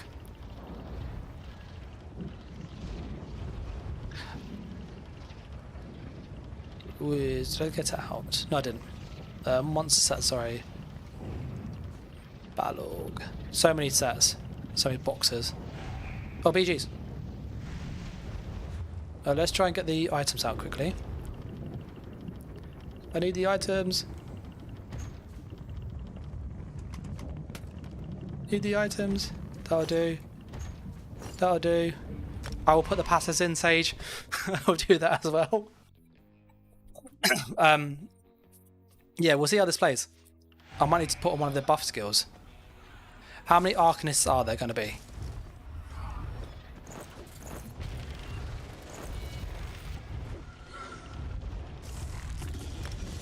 I'm not a vampire on this either.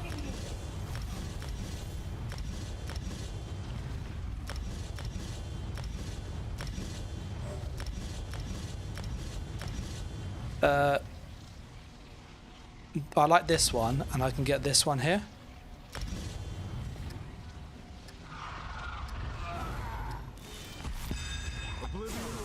Okay, we'll see what people are doing.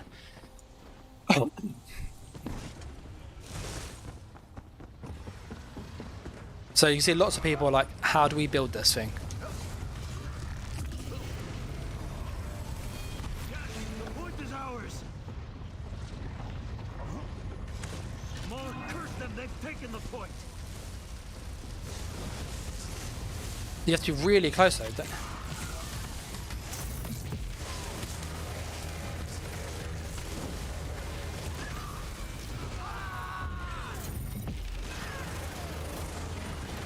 Yeah, that beam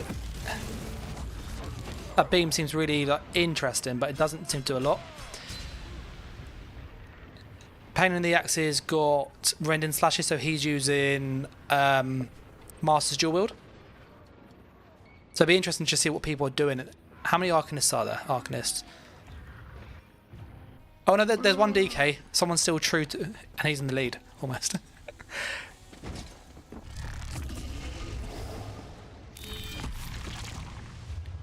What is the proc for Retro Vitality? Why in combat? Applying a buff.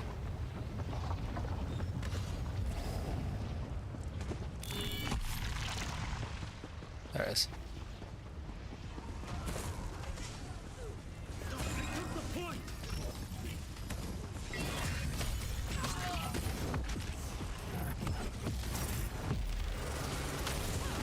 That stun was quite good actually.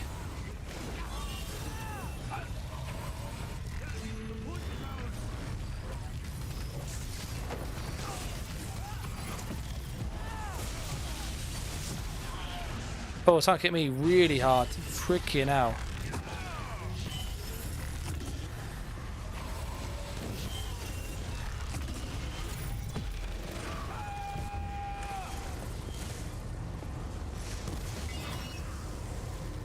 Yeah, it doesn't feel as good as Templar Execute though, in my opinion.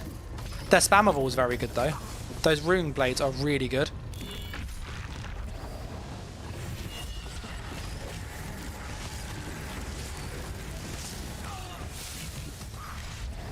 Move down here. Yeah, it doesn't have a burst still. It's one thing I've noticed, like, whenever I got low, I got hit with, someone hit with the blister beam. Aware the fire. Yeah, that ultimate shield, I could try that. It doesn't feel like it has a burst skill, if that makes sense. So like most classes have like Deep Fissure or Blast Bones or Haunting Curse. No, it's 1, 2, 3 damage in some, whereas it's got this skill in the back bar up here. It's like 3k extra damage. The heal isn't massive though. I'll show you the heal. You're thinking of this one. So consume Crux to heal yourself. Is it that one or that one? It's one of these. Oh no, I took it off actually.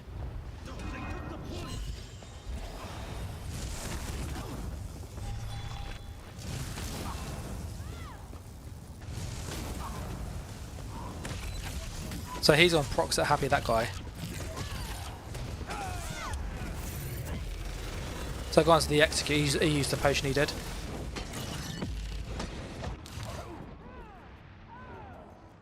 Yeah, he's got proc sets on that, so he's using fire. Fire's proccing loads. I can try the Rune Guard of Freedom is what you're thinking of. So it's Minor Resolve, Minor Protection, and that's the heal you're thinking of. It's like a 7k heal, so it's only like 3k. And I'm deliberately not using proc sets for damage because it won't give me an idea of is the class damage good or OP.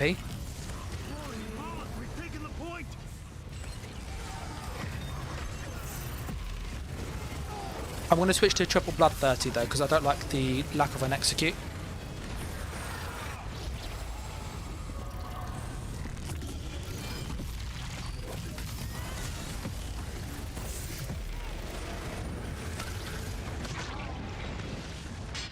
I'm going to go for the potion on the hill.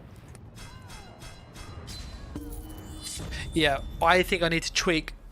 There's a lot of people using like proper meta builds on this, which I don't think gives us a good idea of how good the class is.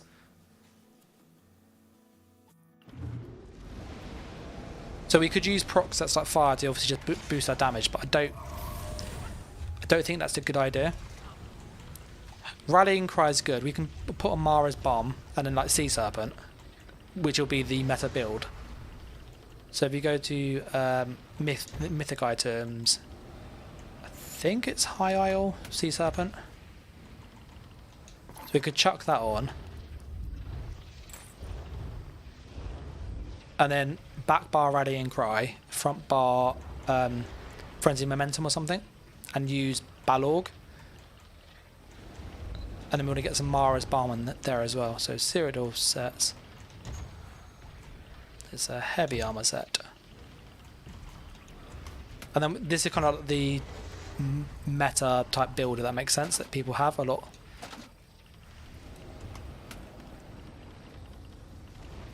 Go with feet. Oh, we have no impen, by the way. This is all divines.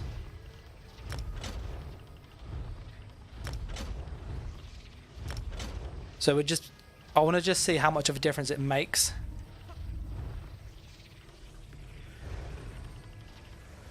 One, two, three.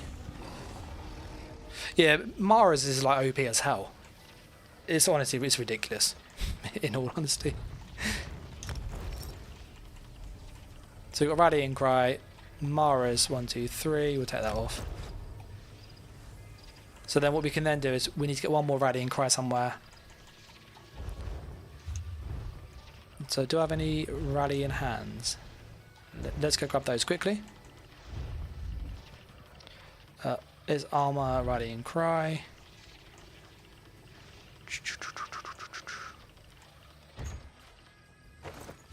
We'll put all our stuff into impen as well, all well fitted.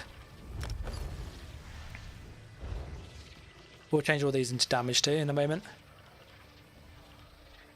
And then Mara's, we've got the weapon to go on the front bar.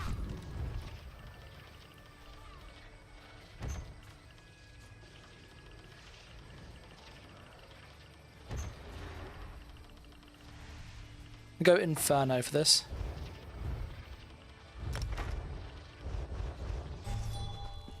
There we go. I'm going to just jump to a guild house.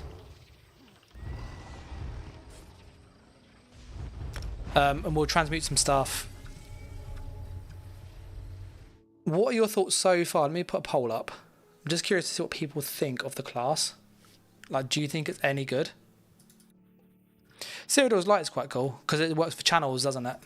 I think you get like a free one. So I think it's quite a cool thing we could use. I'm going to put a poll up to see what people think of the class.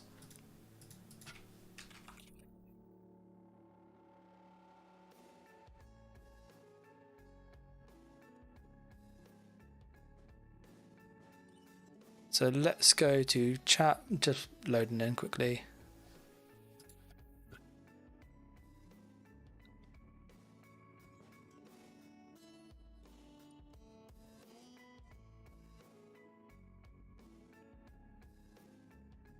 So the question's going to be really simple. Is the Arcanist OP?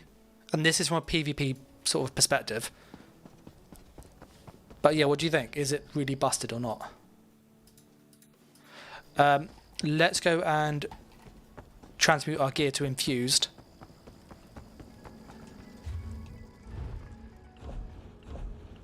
So Sea Serpent's going to become infused. They're all infused already. Let's put our armor into Impen.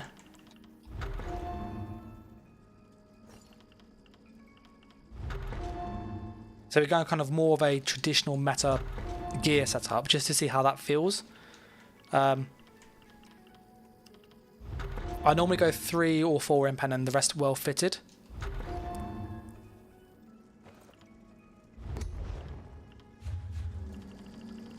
So then we've got Mara's Balm here. We'll change that to infused. Sorry, sharpened.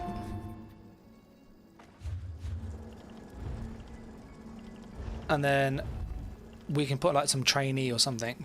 So we can, because Radiant's active, Mara's is active. This can become trainee. Let's put on our Balog. We get 1 piece of trainee. It's an Overland set.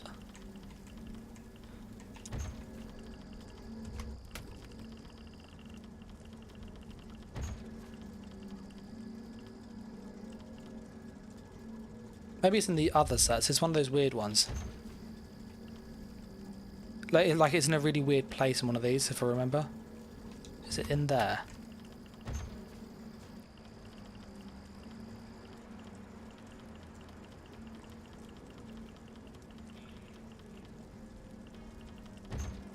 There is Armour of the Trainee. I was looking for Trainee rather than Armour of the Trainee. And I bet it's one of those ones where people are like, it's there, it's there, it's there. I'm like, I can't see it. I'm going to put on a medium waist.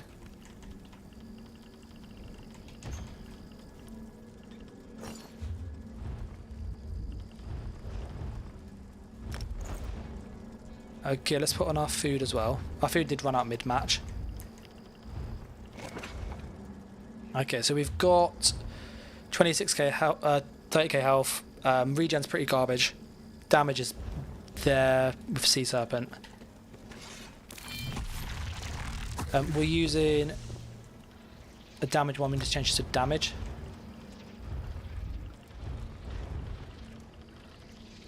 So jewelry enchantments. Go with magical harm.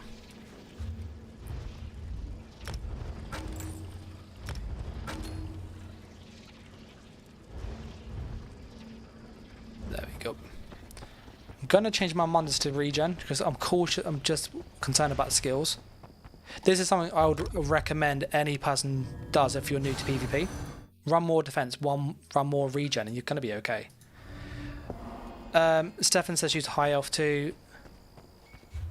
We can change our race. Our race isn't. We're a Breton, so it's not terrible to be fair. So queued for Battlegrounds this time. Sage said he'd rather have seen a new skill on like one hand and spell. Yeah, I think kind of like a battle mage type thing would be really cool. Like whenever I played Oblivion, that's what I'd want to do. Like heavy armor, get the like hands out and stuff, and zap people, and have a sword in one hand. It's really cool. You don't really have that in ESO, not in the same way. It doesn't feel the same. Just looking at our skills quick. BG's is good. Ready? I didn't like the abysmal impact. I think it's called.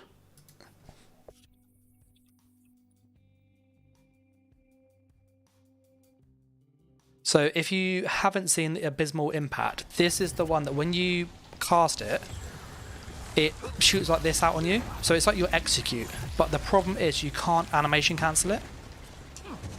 So it's really awkward, and you can't animation cancel your beam. And if you don't know what I mean by animation cancel, it's where you cast a skill and you roll dodge, and the skill fires like that. Or you can do block cancel and it still does it.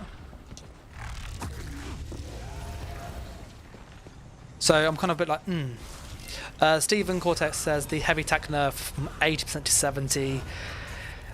I think it needed to happen for PvE. I don't think it did enough. I think you have really high DPS for very little work. Now, was it as good as 2-bar builds? No. But I think the 10% is kind of a good starting point because they can tweak either way. So when we get hit, our sea serpents will give us loads of damage. You can see all the tanky people. You can just see all the green stuff.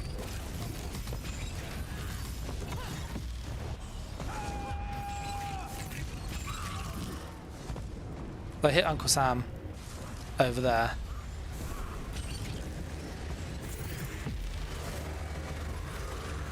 There we go, we've got him with the beam.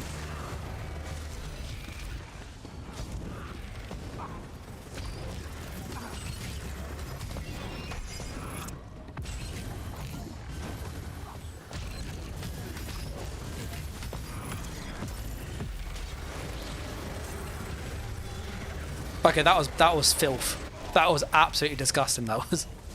The charm's really cool. It's a really cool little stun.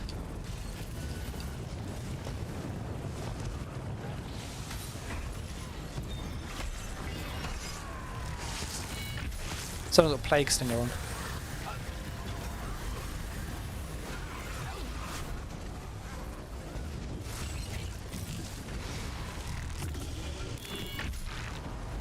Oh, you're at Sudster. Yeah, that's a ways back, that is.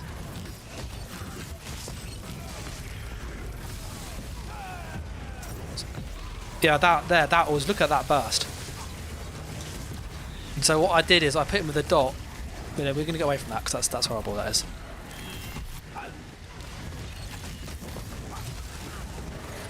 No, no, no, no, no, no, no, no, no.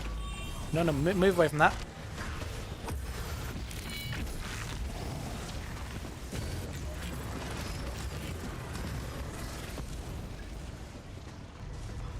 It's from 1 to 2.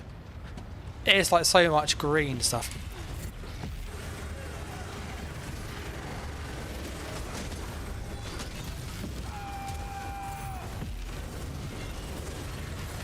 I mean, because someone's got Zarn on me.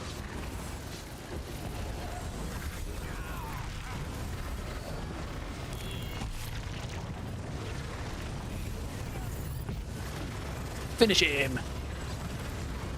Can I get him with the little beam? Nah.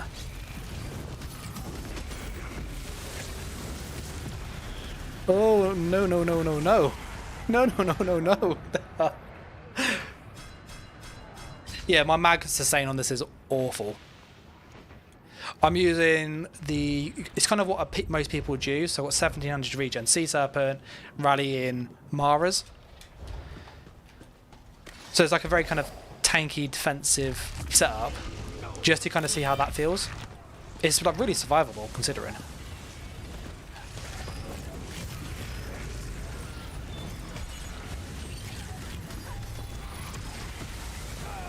Dawnbreaker, both the beam.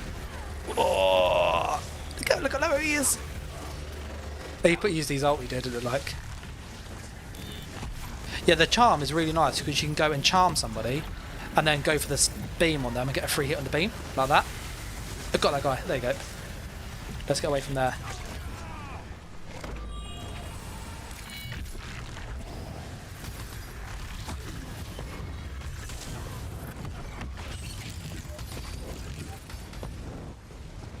So yeah, I think the charm skill is quite nice. Really enjoy doing that.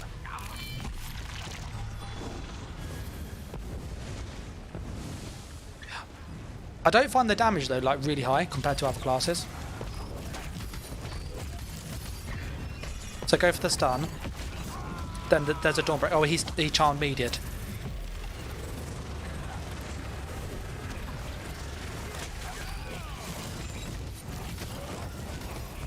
Go for the stun on him. There we go. That charm's really, really good. That's such a cool way to stump someone. My health bar. I got greedy. I was trying to get the kill. Yeah, I need to get out of there.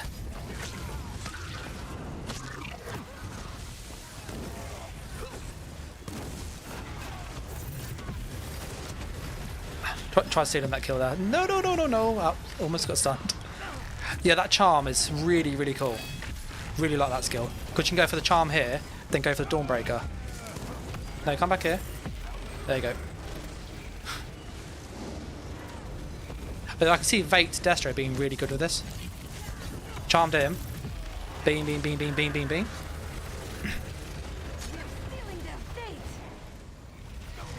What do you guys think of the charm stun? Is where you stun them and they walk to you. Can I do this? Can I be? Oh, watch this. Watch this. He's walking to the lava. Ah, almost got him. Almost made him walk into the lava.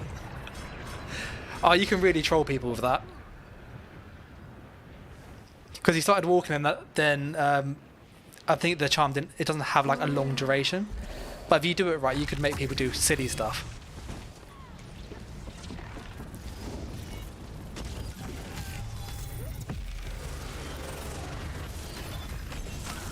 Oh no, that's a whole group. Yeah. When you get hit with that charm, there's not much you can do because you can't dodge it.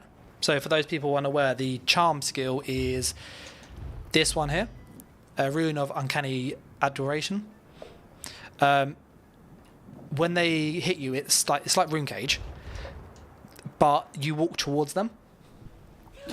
So it's a really good way to get the damage in because they can't like get out of your way.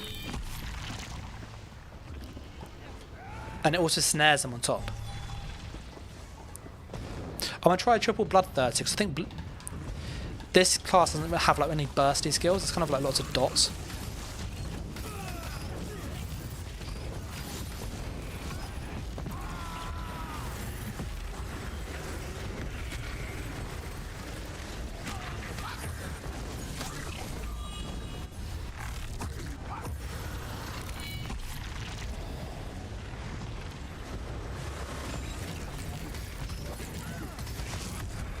From the charm. Yeah, it's a Moki's tanky.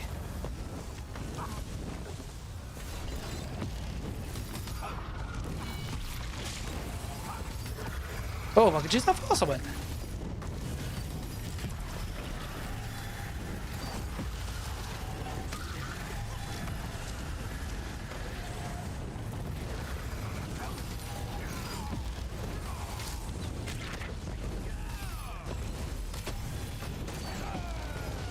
Went to go for the stun with the Dawnbreaker. Dulux Skitty says, is magical stamina going to be better?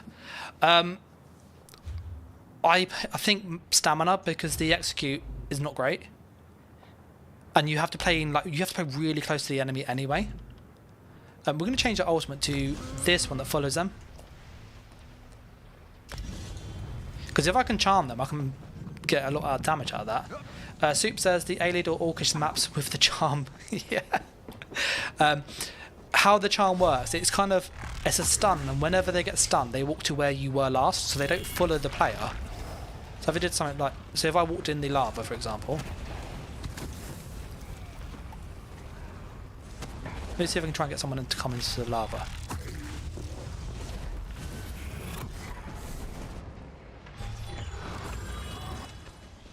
Maybe not there though, it's a good idea. They don't have a good bursto either. That's one thing I'm noticing. Is lots of like mini heals.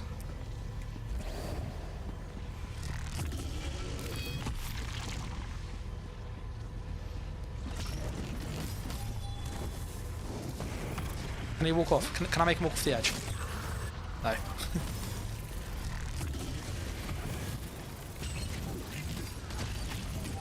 I'm determined to make someone walk into the lava. So determined to do that.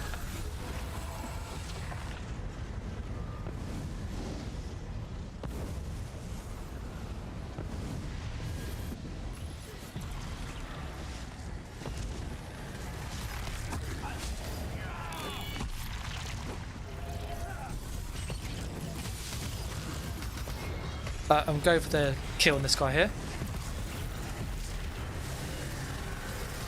Double beam on him. Look at he's healing. He's got a healer healing him. I think these will be very good healers.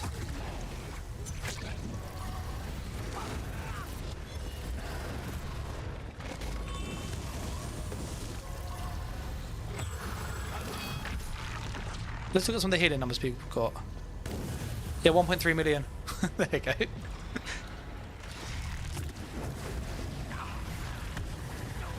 How many people can get to walk in the lava? I tried to get loads. No, no, it didn't work.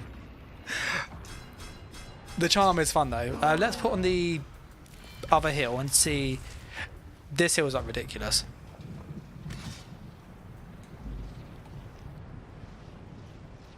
This is a good sort of oh no button. I like this.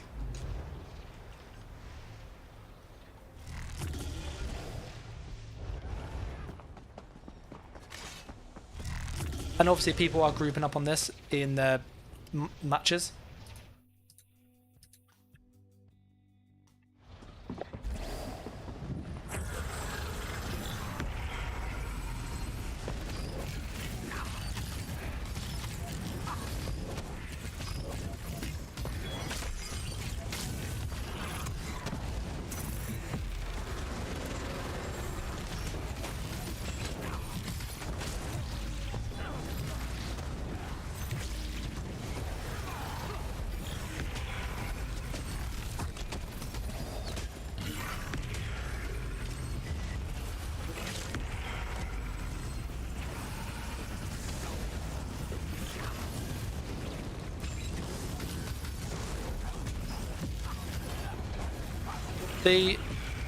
The self-heal though, this beam thing's ridiculous. Look at this. That's a very good self-heal.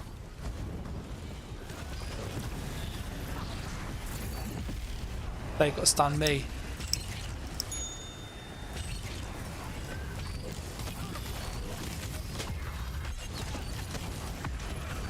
One for the charm on him. No, I need to heal because I'm gonna die.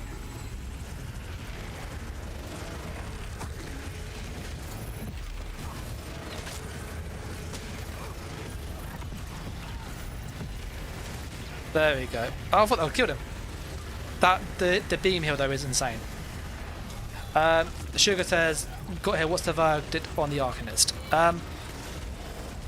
It's a really good healer. That's my big thing. Oh shoot, get away from that. That is like death. I'll try firing my ult. I'm on fire. Not CMX, don't want that. I wanted my latency, sorry.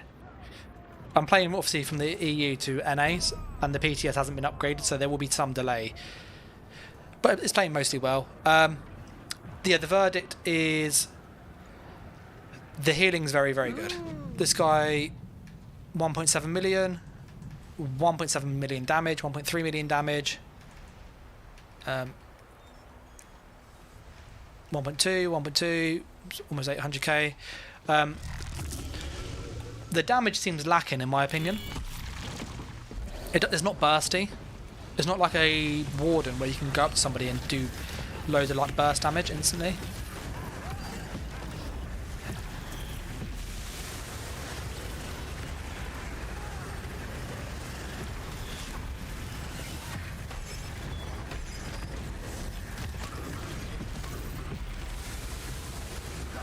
You see what I mean?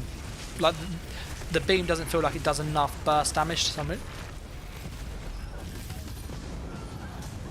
The purple group have a healer with them.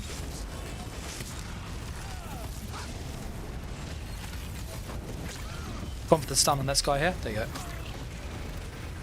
The stun's really good though. I'm in no CP, but you find I don't really find classes differ in like tier from CP to no CP. CP amplifies like every class. And the only time if you see a big damage spike in CP is because they're fighting someone with a lot less CP than them. I do hate the snare on Sea Serpent though, that's filth for those.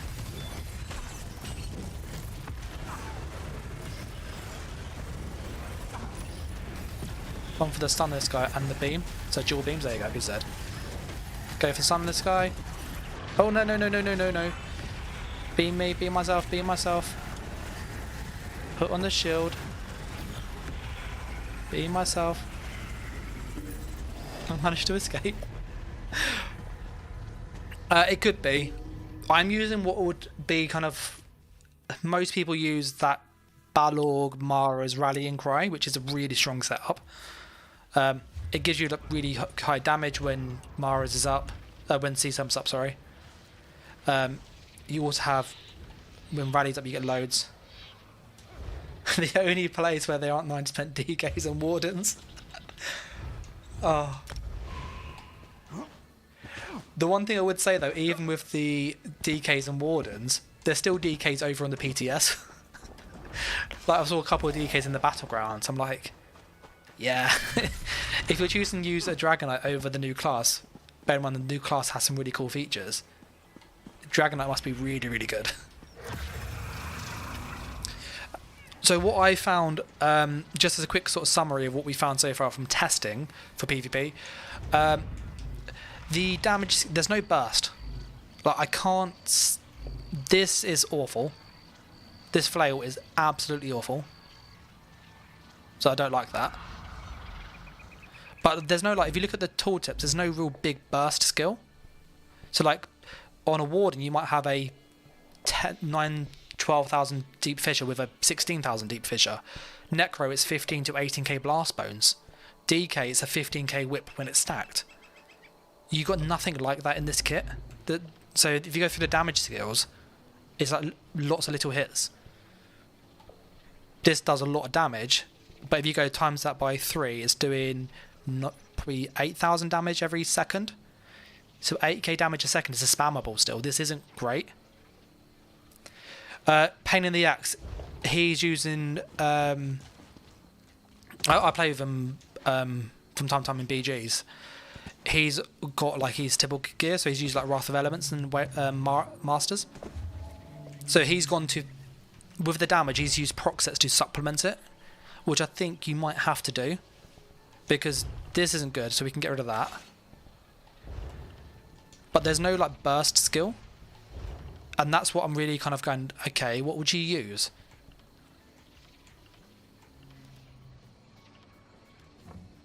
So I'm going to go and switch to susceptibility and go for more pen. Because we do get the bonus damage on the status effects. Yeah, I think going melee, and everyone that I fought in that BG has been melee. I need some help. Can we talk? No, no help. No help. You can stay there. Everybody in that battleground has been melee, and this feels like a melee class. The range isn't long enough to be.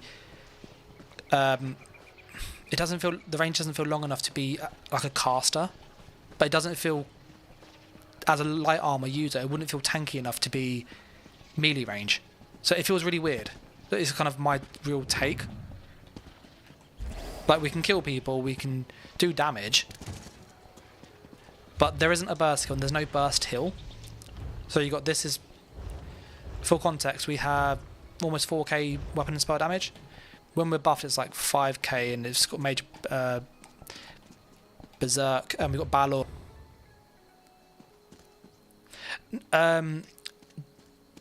Israel saying he hopes it's not going to be a burst class, like Dizzy and Swing into a class burst. I don't think so. There just isn't anything that does it.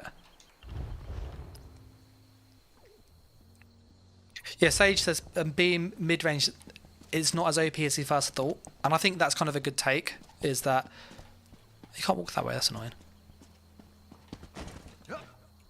Yeah, there's a barrier there, look at that. Yeah, I think that's a good take, that it's kind of... Am I in the terrain? I think I'm in the thing, because I can't walk around that mushroom. Yeah, I'm stuck inside something. Because I can't jump off this rock now. Oh, okay, Battlegrounds should fix it.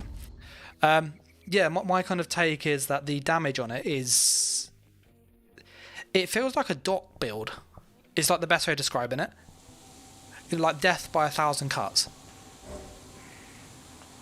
If you can get the dots, because it has some pretty good dots. This is a really good dot. So if you went and we could literally jump on and just chuck on dots here, and you'd actually have pretty good damage. But it doesn't have any burst. So I think the whole playing it like a magical warden isn't working, which is how I wanted to play this class. It doesn't feel like that. And it doesn't feel like a Necro when you're kind of really big burst spikes with like Blast Bends and Dawnbreaker. You have this be good, and the Fate Carver is good. But these are really good. The Fate Carver is a bit buggy. We've got a local healer. If you look at Triage, he was on the healer earlier. His healing is insane on this.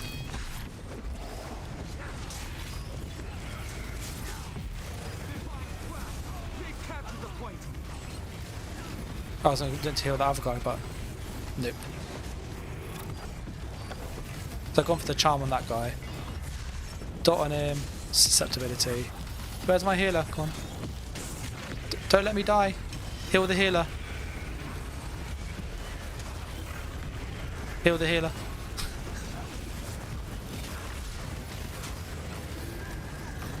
Gone for the charm on that dude. That guy's got acuity on. He has the right idea. Oh my goodness, look at my health bar. Look at all the dots. Ooh. No, no, no, no, no, no, no. Heal me, healer.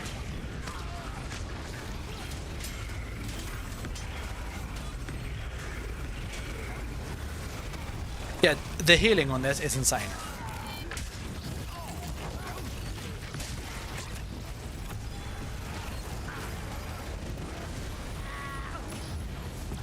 Gone for the beat.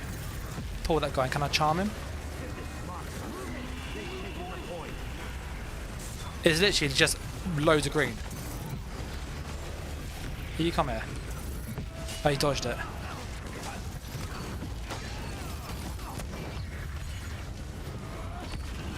The Spammable is good though, because it like weaves really, really nicely. It feels like the best way to describe it, it feels a bit like the Bound Armaments from Sorcerer. Yeah, he's got Rallying Cry.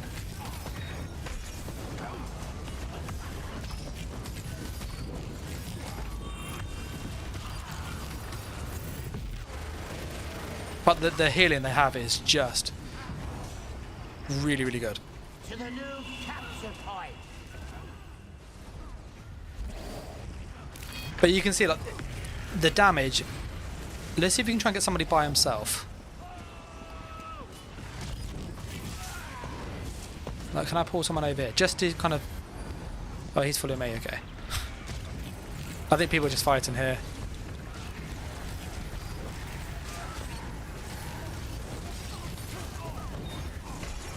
I'm going to put the dots on everyone, why not?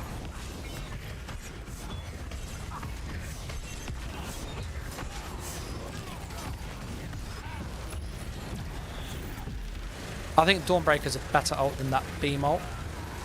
Doesn't do enough. PT is just Arcanist versus Arcanist.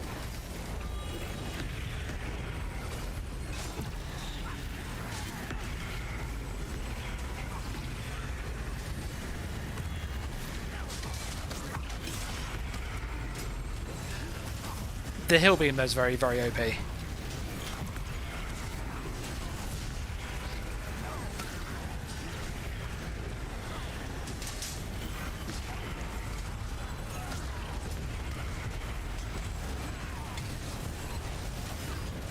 Can I eat the soak up all that damage? Will my shield go off? My shield's gone off now. But the abilities sound really, really cool.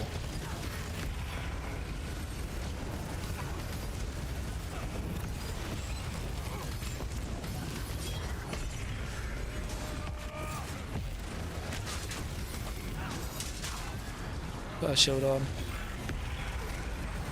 Like, it's a really cool set of skills. There's just no burst. So I think we're going to let ourselves die and then switch our skill to Dawnbreaker.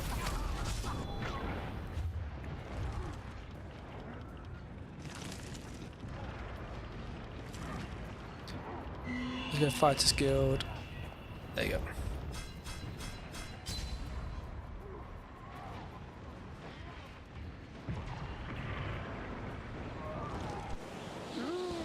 Proxies and BGs will just be beam. Yeah, probably. Everything's really nice, like with how it sounds and looks. I just wonder about how effective. Can I put the guy over here? Can you come fight me over here? Yeah, you can. Sweet.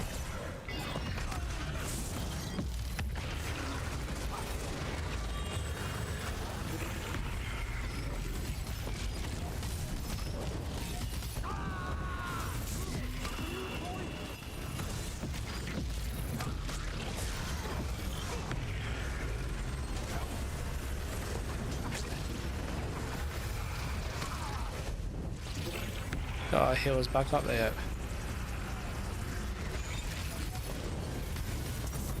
I went for the charm on him, but it didn't fire. That's unfortunate.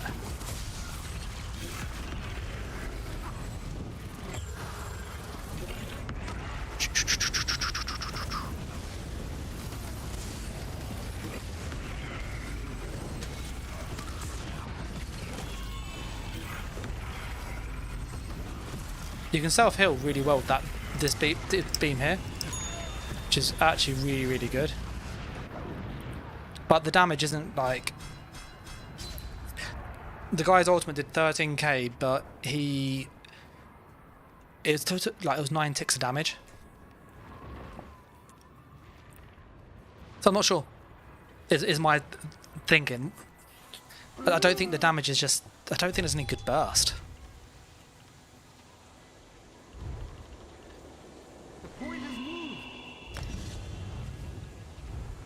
Now, that's a good spammable. That's not a bad dot. I like the sun. I'm going to try this and see, because you can use this skill here, which is basically like elemental weapon, and then can I use this and get 2 on there?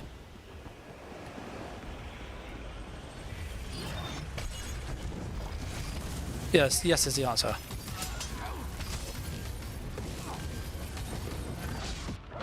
I went for the stun into thing.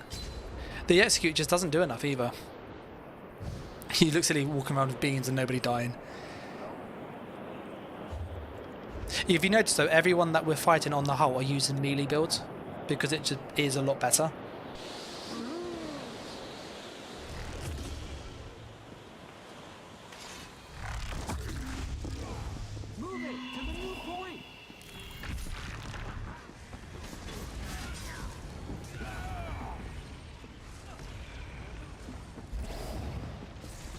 So yeah, I don't know.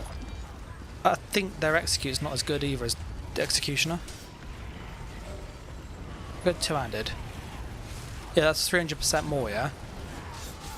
There. Yeah, that probably is. That's only 100% more. So it's not like a lot of bonus. Hey, we've got a warden. We have a warden in the group.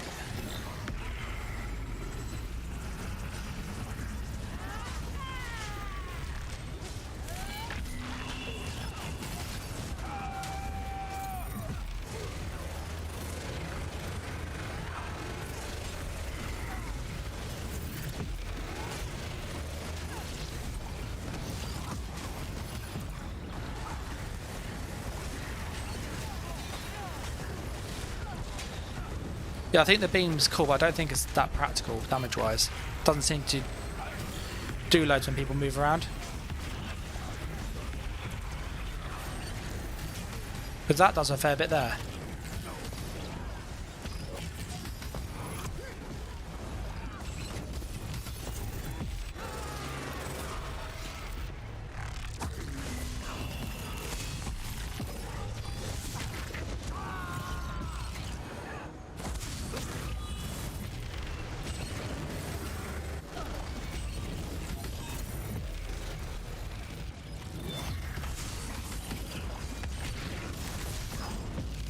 Yeah, the execute just does not do enough damage.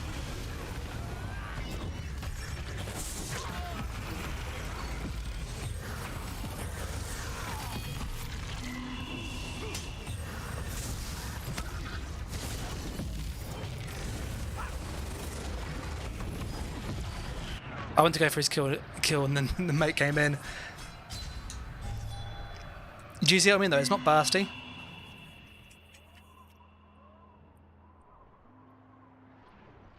The ripped Cyrodiil's performance.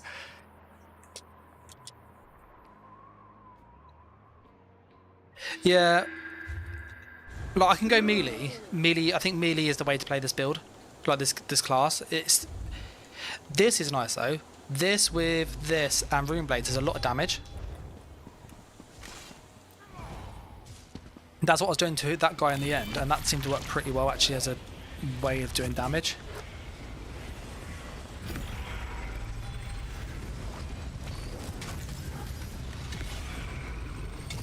Is that my heal or is it one healers? Oh, that's my heal. I actually had to use it.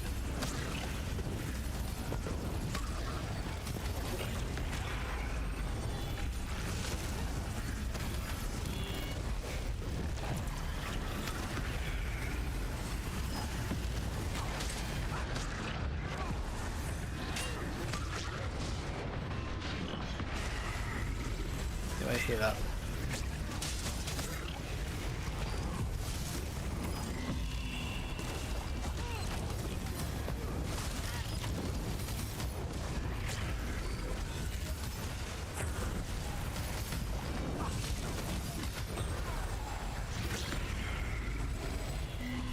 Yeah, there's no burst heal.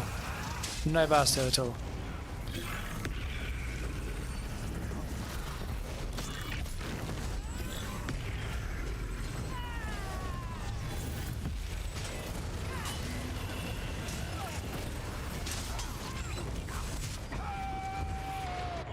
Someone else hit me with a beam. So you see, Exoi is using Master's dual wield. So it seems like the skills aren't doing a lot of damage themselves, is kind of my take on this.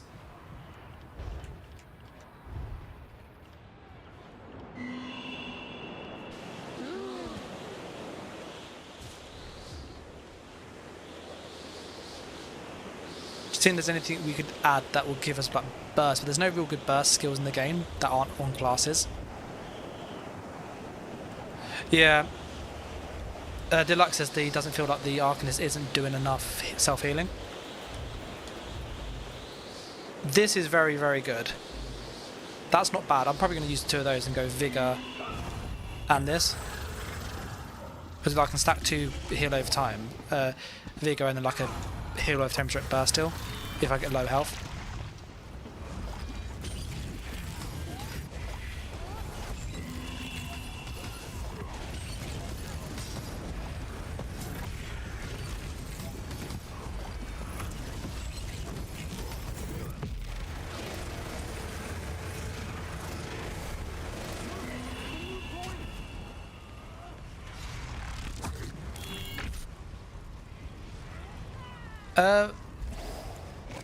People could use Snake in the Stars, yeah.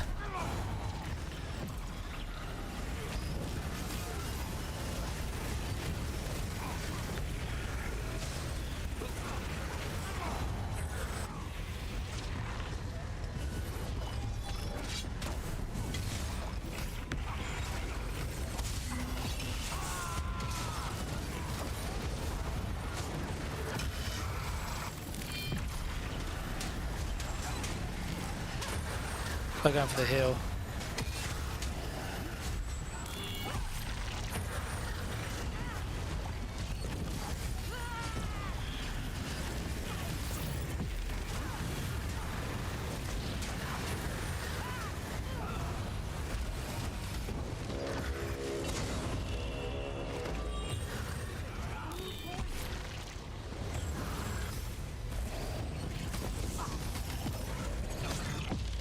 I tried finding it down the way.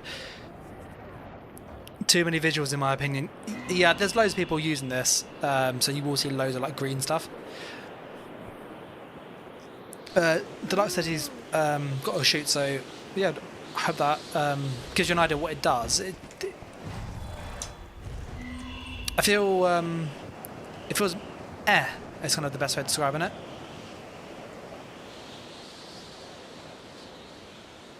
Yeah, 100%.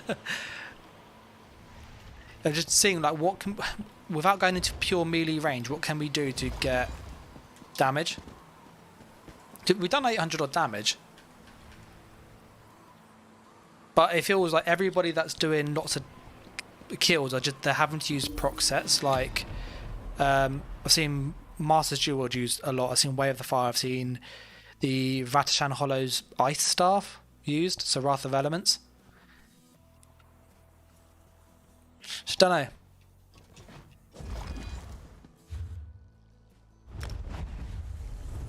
Yeah, we just get stuck out of this area here. Are there any sets that you would recommend trying? We're using Mara's Balm, Sea Serpents, and Rallying Cry with Balorg. And one trainee, so it's kind of like the meta setup. And the damage doesn't feel high enough, in my opinion.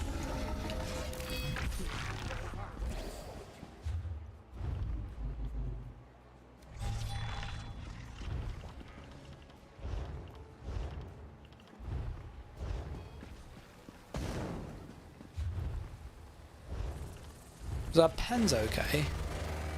And we've obviously got major. You put major pen on the here. Well, Dagon only buffs exhausting fate carver. Yeah, I saw a few people use acuity, but when I was fighting that guy with acuity, it didn't really do enough.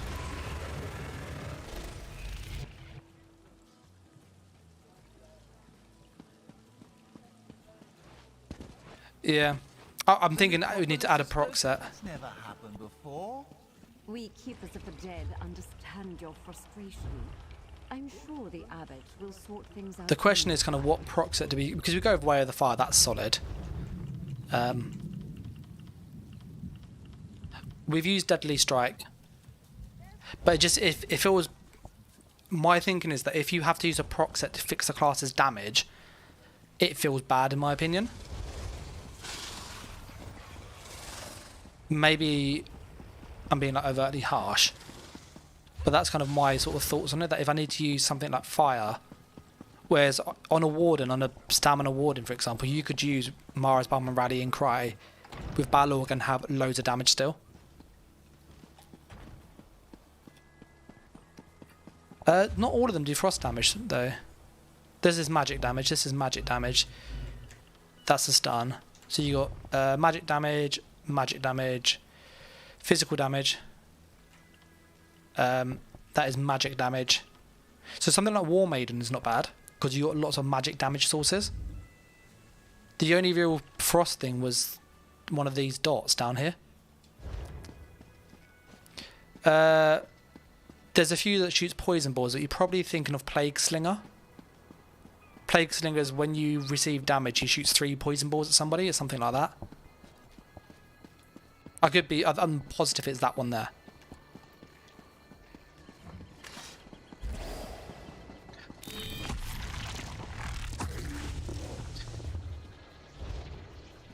There's some fighting over here. Let's see if we can... I've not got any CP in, but that's fine.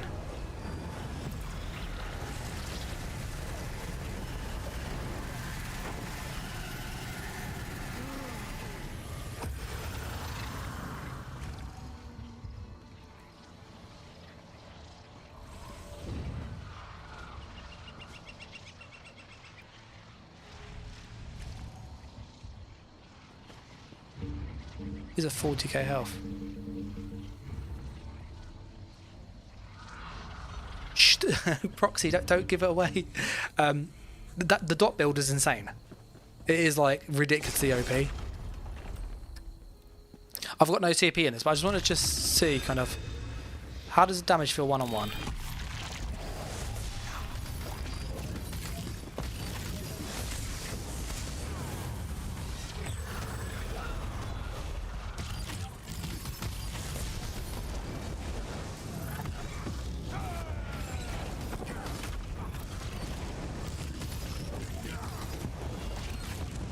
You see what I mean? Like it's very dot focus. He's not aiming as well though, is he?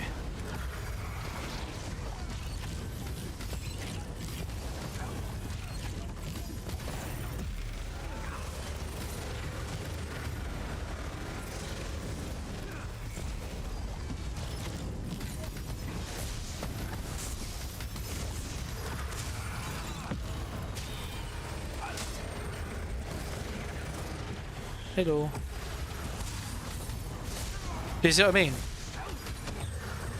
Like it's just doesn't feel bursty at all.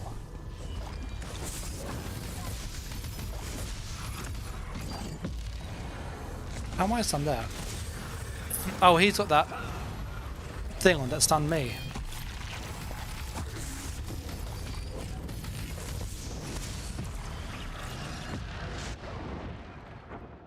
It feels just very, do you see what I mean? Like it was really, really slow. Doesn't feel like, it doesn't feel like it has high damage. Shem's been saying he's been running the Mag Ward in the mode. It's a lot of fun. It's really really effective as well. For one bar, it has loads of stats. What we do is I'm gonna jump up. Let me switch to my sorcerer just for the moment. I've got my 1 bar sork, and I want to just fight an Arcanist with a sorcerer, just to get an idea of is it me or is it the? It just doesn't feel like it has damage. The Arcanist, like not the kind of PvP damage you need. So we're quickly just going to jump on another class just to fight against it. BBGH saying you should try Slodes. Slodes is great. It's not as good as it used to be. Like it used to be phenomenal. The poll's up saying what do you think of the class, is it OP or not? And it's literally 50-50. Like if you have a preference. Where is it on the map? Where's the new place? New. It should be over here somewhere. Oh, there it is. It's got a giant question mark. Of course it has.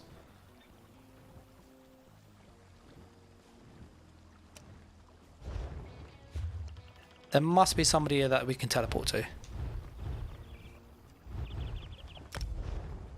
Oh no, I want to just teleport to them. Yeah, so we're just going to quickly just go to that area, because this is a 1 bar mag sork.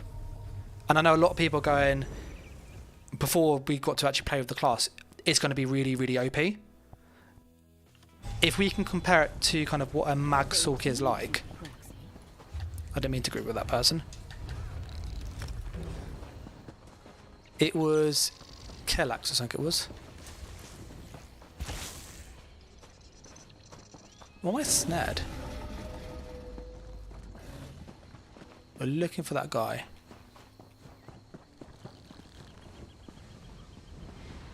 Where was he?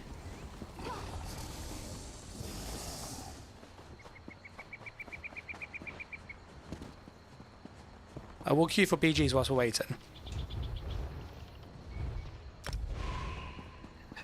I was using that skill first last. Okay, can I fight this guy here? Do I even have CP in this? I do have CP. Okay.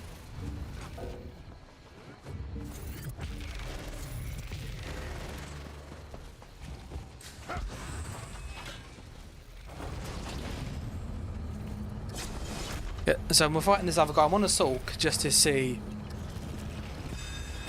Where is he? Oh, he's over there.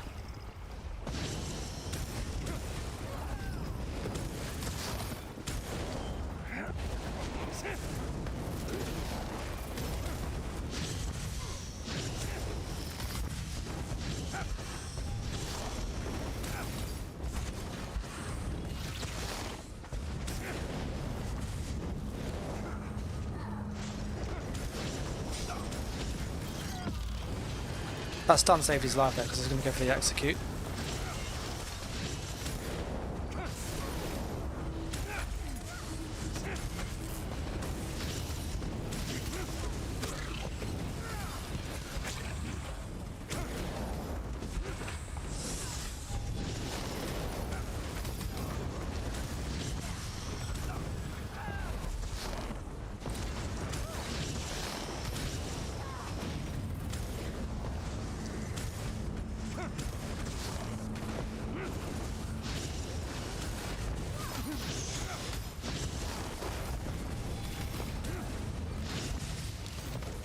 You'd think you'd be able to stun that guy, wouldn't you?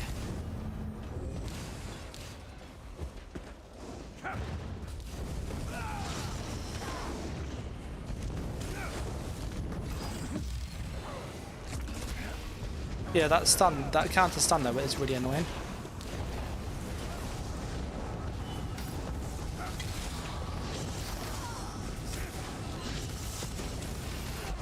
You see what I mean though? It has like no burst at all, that class.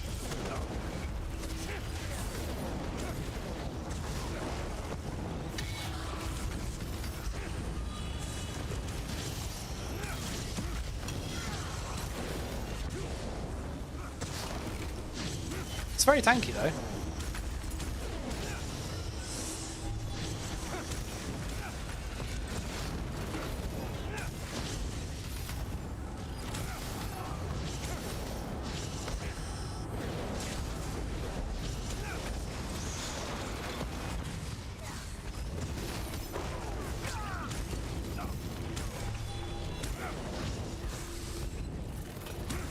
But yeah, it is. It is a tanky class.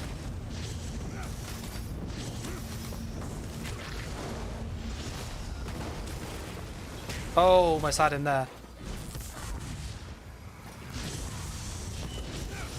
He does have CT immunity though for freaking ages, doesn't he?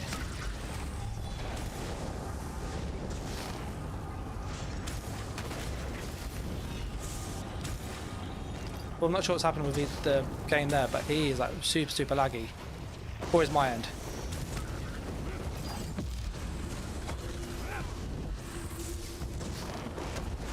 It went well laggy there, the game.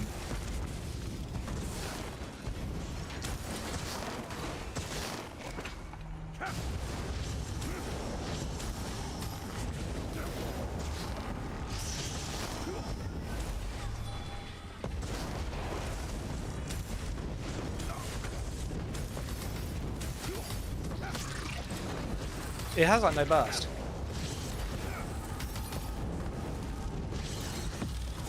Sage is going, on paper, it looked really good.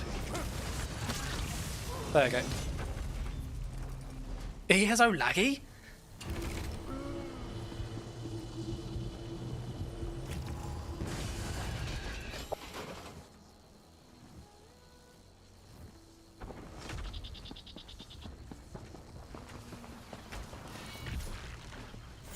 Yeah, I just don't know.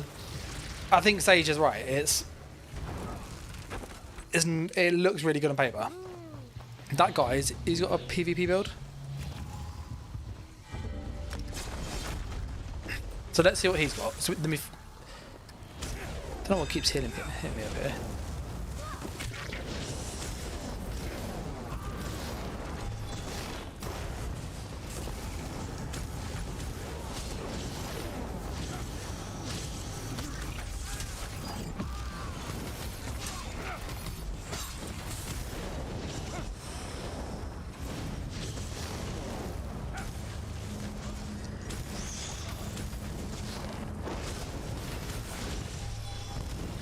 Yeah, I don't think it's as strong as people think it is, because he's got like, I think it's Way of the Fire on as well.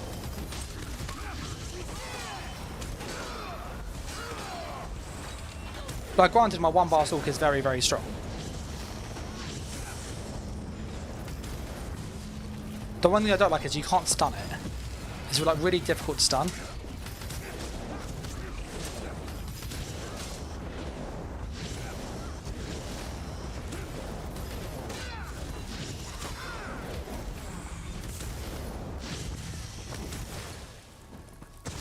I went for the guild.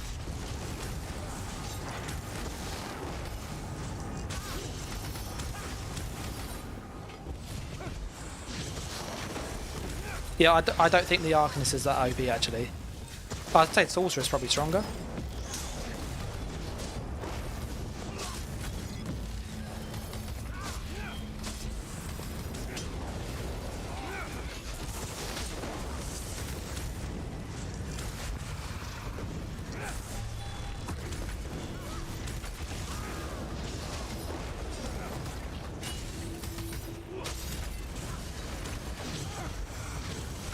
Do you see what I mean though? It's just like...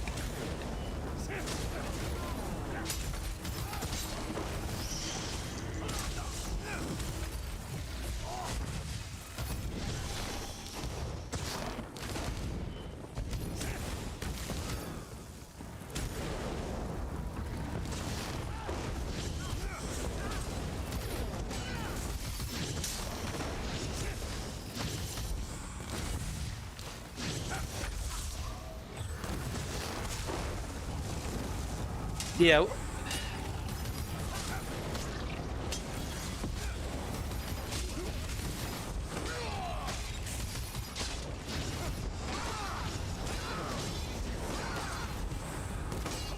It does not have any damage, that build.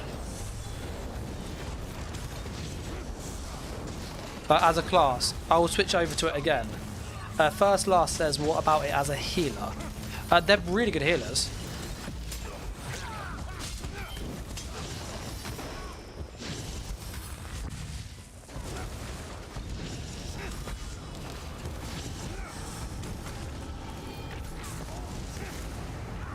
He's got C7 on as well.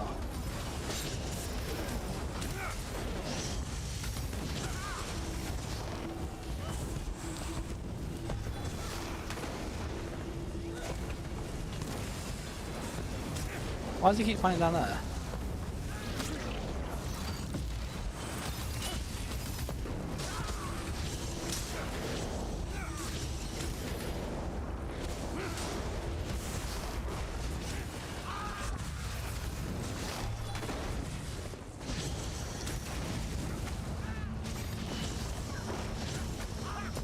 They're just really, really tanky. Really, really freaking tanky. He's got defensive shield on. Soup says, honestly, that's how they're going to be used. They're going to be support builds. He's using that Abyssal, and it literally just doesn't do anything. I'm just standing still. Like, he's having to use Whirling Blades.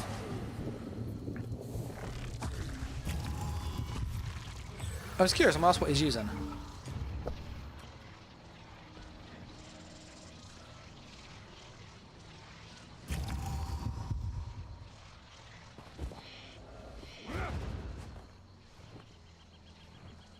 Slime, Claw, Serpent, and Wretched.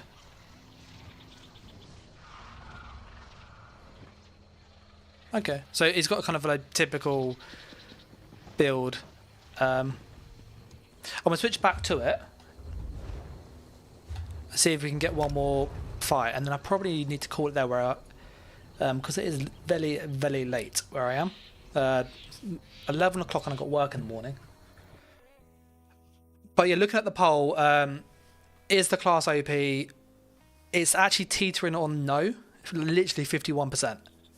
If you have any kind of, oh, this is really busted, or no, this is a bit underwhelming, do the poll. I'll be really curious to sort of see what you think. And I think I need to have a little think about how we can utilise the skills, because they're really weird. Like Soup's writing that they're going to be kind of support builds, it seems. Their healing kit is very, very good. But the problem that you have is their damage kit is melee range. So in Cyrodiil, that's not helpful. So I don't think... Look at all the green. It's all green. If you go to Reach, I think it is. Reach. Any ability with a range greater than 28 meters is effective. That is affected. So this increases the range of your ranged skills.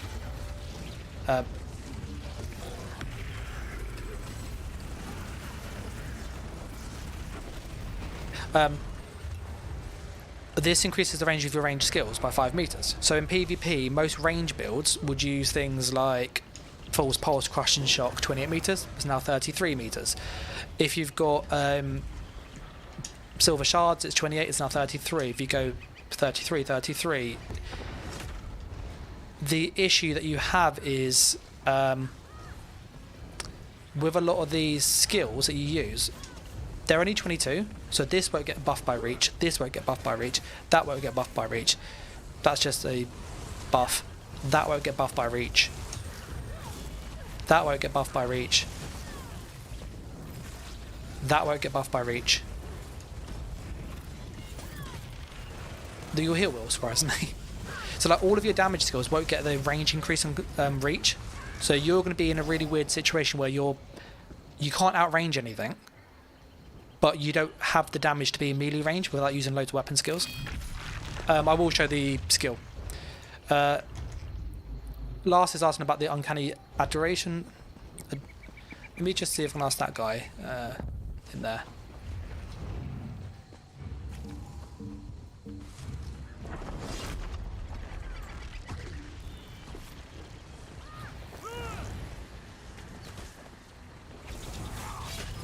Where did that guy go? He's in a duel at the moment.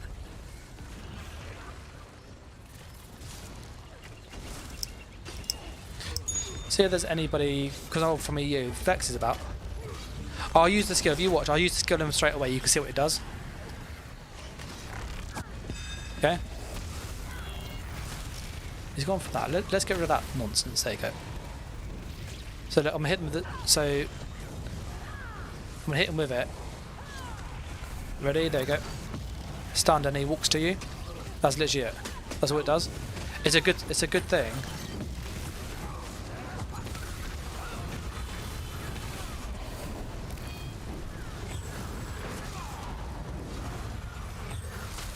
This is how bad the damage, or the class has no damage.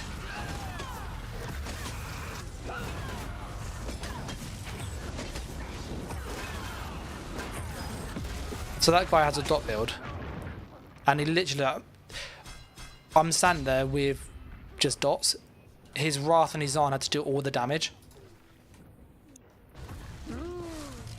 So,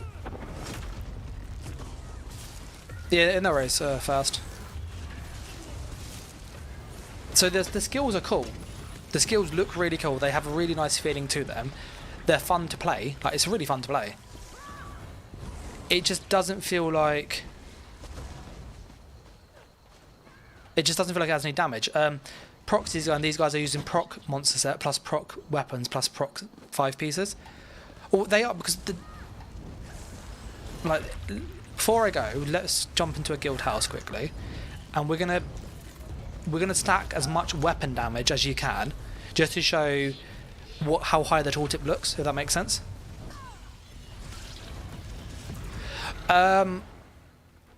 It seemed that you can make people... so the way in which it works is, if you imagine there's two players, player A, player B, away from each other, when you cast a skill, player B walks to player A, but if player A moves, it only goes to where he was when he cast the skill. So if I was, say, here, for example, if I was here and I cast the skill, and I move over here, the zombie would actually walk to this spot. It wouldn't walk to where I went. So it only goes to where it was originally casted and it was stunned. If that makes sense. I don't think this will do it because it doesn't actually move. So, yeah, that's just like the oddity. Let's put on Clever Alchemist because that's like a really high damage set. So, crafted sets, wherever they are. I can't remember where Clever Alchemist comes from.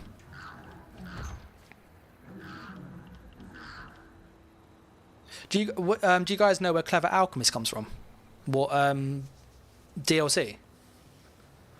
Is it High Isle? I don't think it's High Isle. Or was it Blackwood? Nope. Let's try... Sage says, you changed my mind. Go on, run. Good stream. Cheers, Sage. And it's good just seeing how it works. Rope says, coolest looking class, and might have to make one for PvE if they're not great in PvP, sorry. Yeah, I think PvP, they're a bit lackluster currently. Hughes Bane. Cheers, Soup. We've got our Clever Alchemist.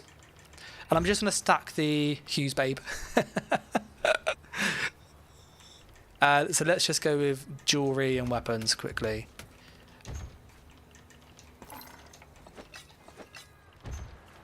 And we'll use a greatsword, just because it makes the stat page look nicer. And it'll make the tooltips just go big. And all we want to do is just show how high the tooltips actually go. I think I've got New Moon already. Yeah.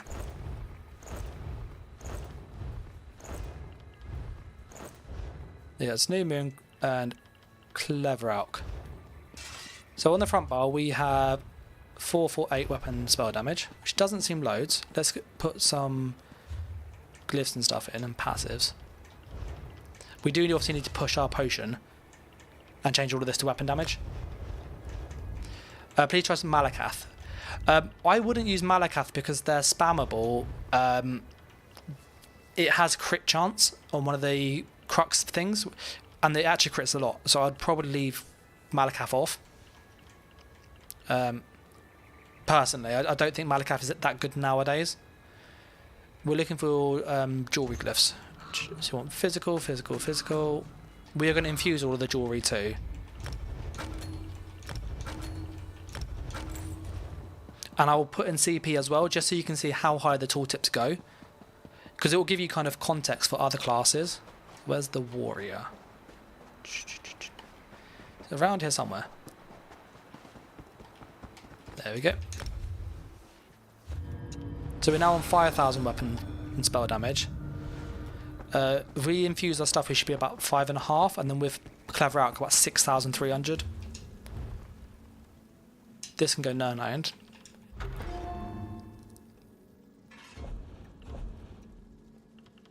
That can go infused. Yeah, what I'm doing now is just to show you how high the tooltips go, because this gives you a good context of how much damage you could get. And actually, is going down the damage route the way to build this, or is it going down the proc set route? Which loads of people have been using proc sets to just supplement the damage, it seems. So we've got 5,796 damage. I think we do need to be in combat though. 6,800 damage, 7,300 weapon damage. So our spammable was 3,000 per hit. Our burst skill was 3,900, so times it by 3, 12,000 burst skill. Not great. Ellie weapons 9k. If we go to the, let's put on all the damage skills, and we'll do that again, okay? And I'll chuck in some CP too. So I'm not going to put loads, I'm just going to put some for the stars. Most of these are AoE, so I'd probably go with Master at Arms. Probably Biting Aura. And then Wrathful Strikes. Because that will buff all of our skills. And then use on the Ironclad. I'm going to put this on here for now, just to show how high the damage would go on, like, on stat pages and stuff. So again, we have, when we put on our buffs and stuff, 7,100 weapon and spell damage, 3,500, 4,200, so that's like 12k, that is 9k, 18 if you get 100% bonus, which is not going to happen, 5,000 every 0.5 seconds, so 10k every second. Like, you compare that to Dawnbreaker. 17,000 with a 20k dot. It's just... If you compare it to Ballista, even.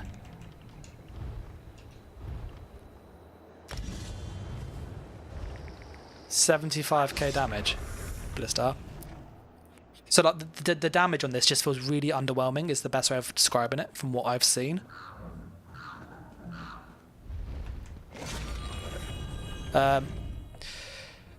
Yeah, 5,300, so that's like 10k. So you're looking 50k roughly. The bow is 76,000. So the ballista does more damage than this. Well, 80k. It's about similar damage actually. Look, I didn't realise it was 8 seconds. Similar damage. But it's just, ballista's not great, and that's not great because it misses a lot. There's no burst ult. So yeah, I'm not sure really. The one skill I would say, going just to, is it a good healer? Have a look at this. This is ridiculous.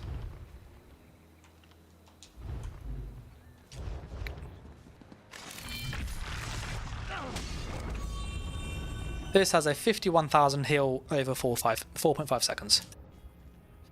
And it does 50% more healing if I'm low health.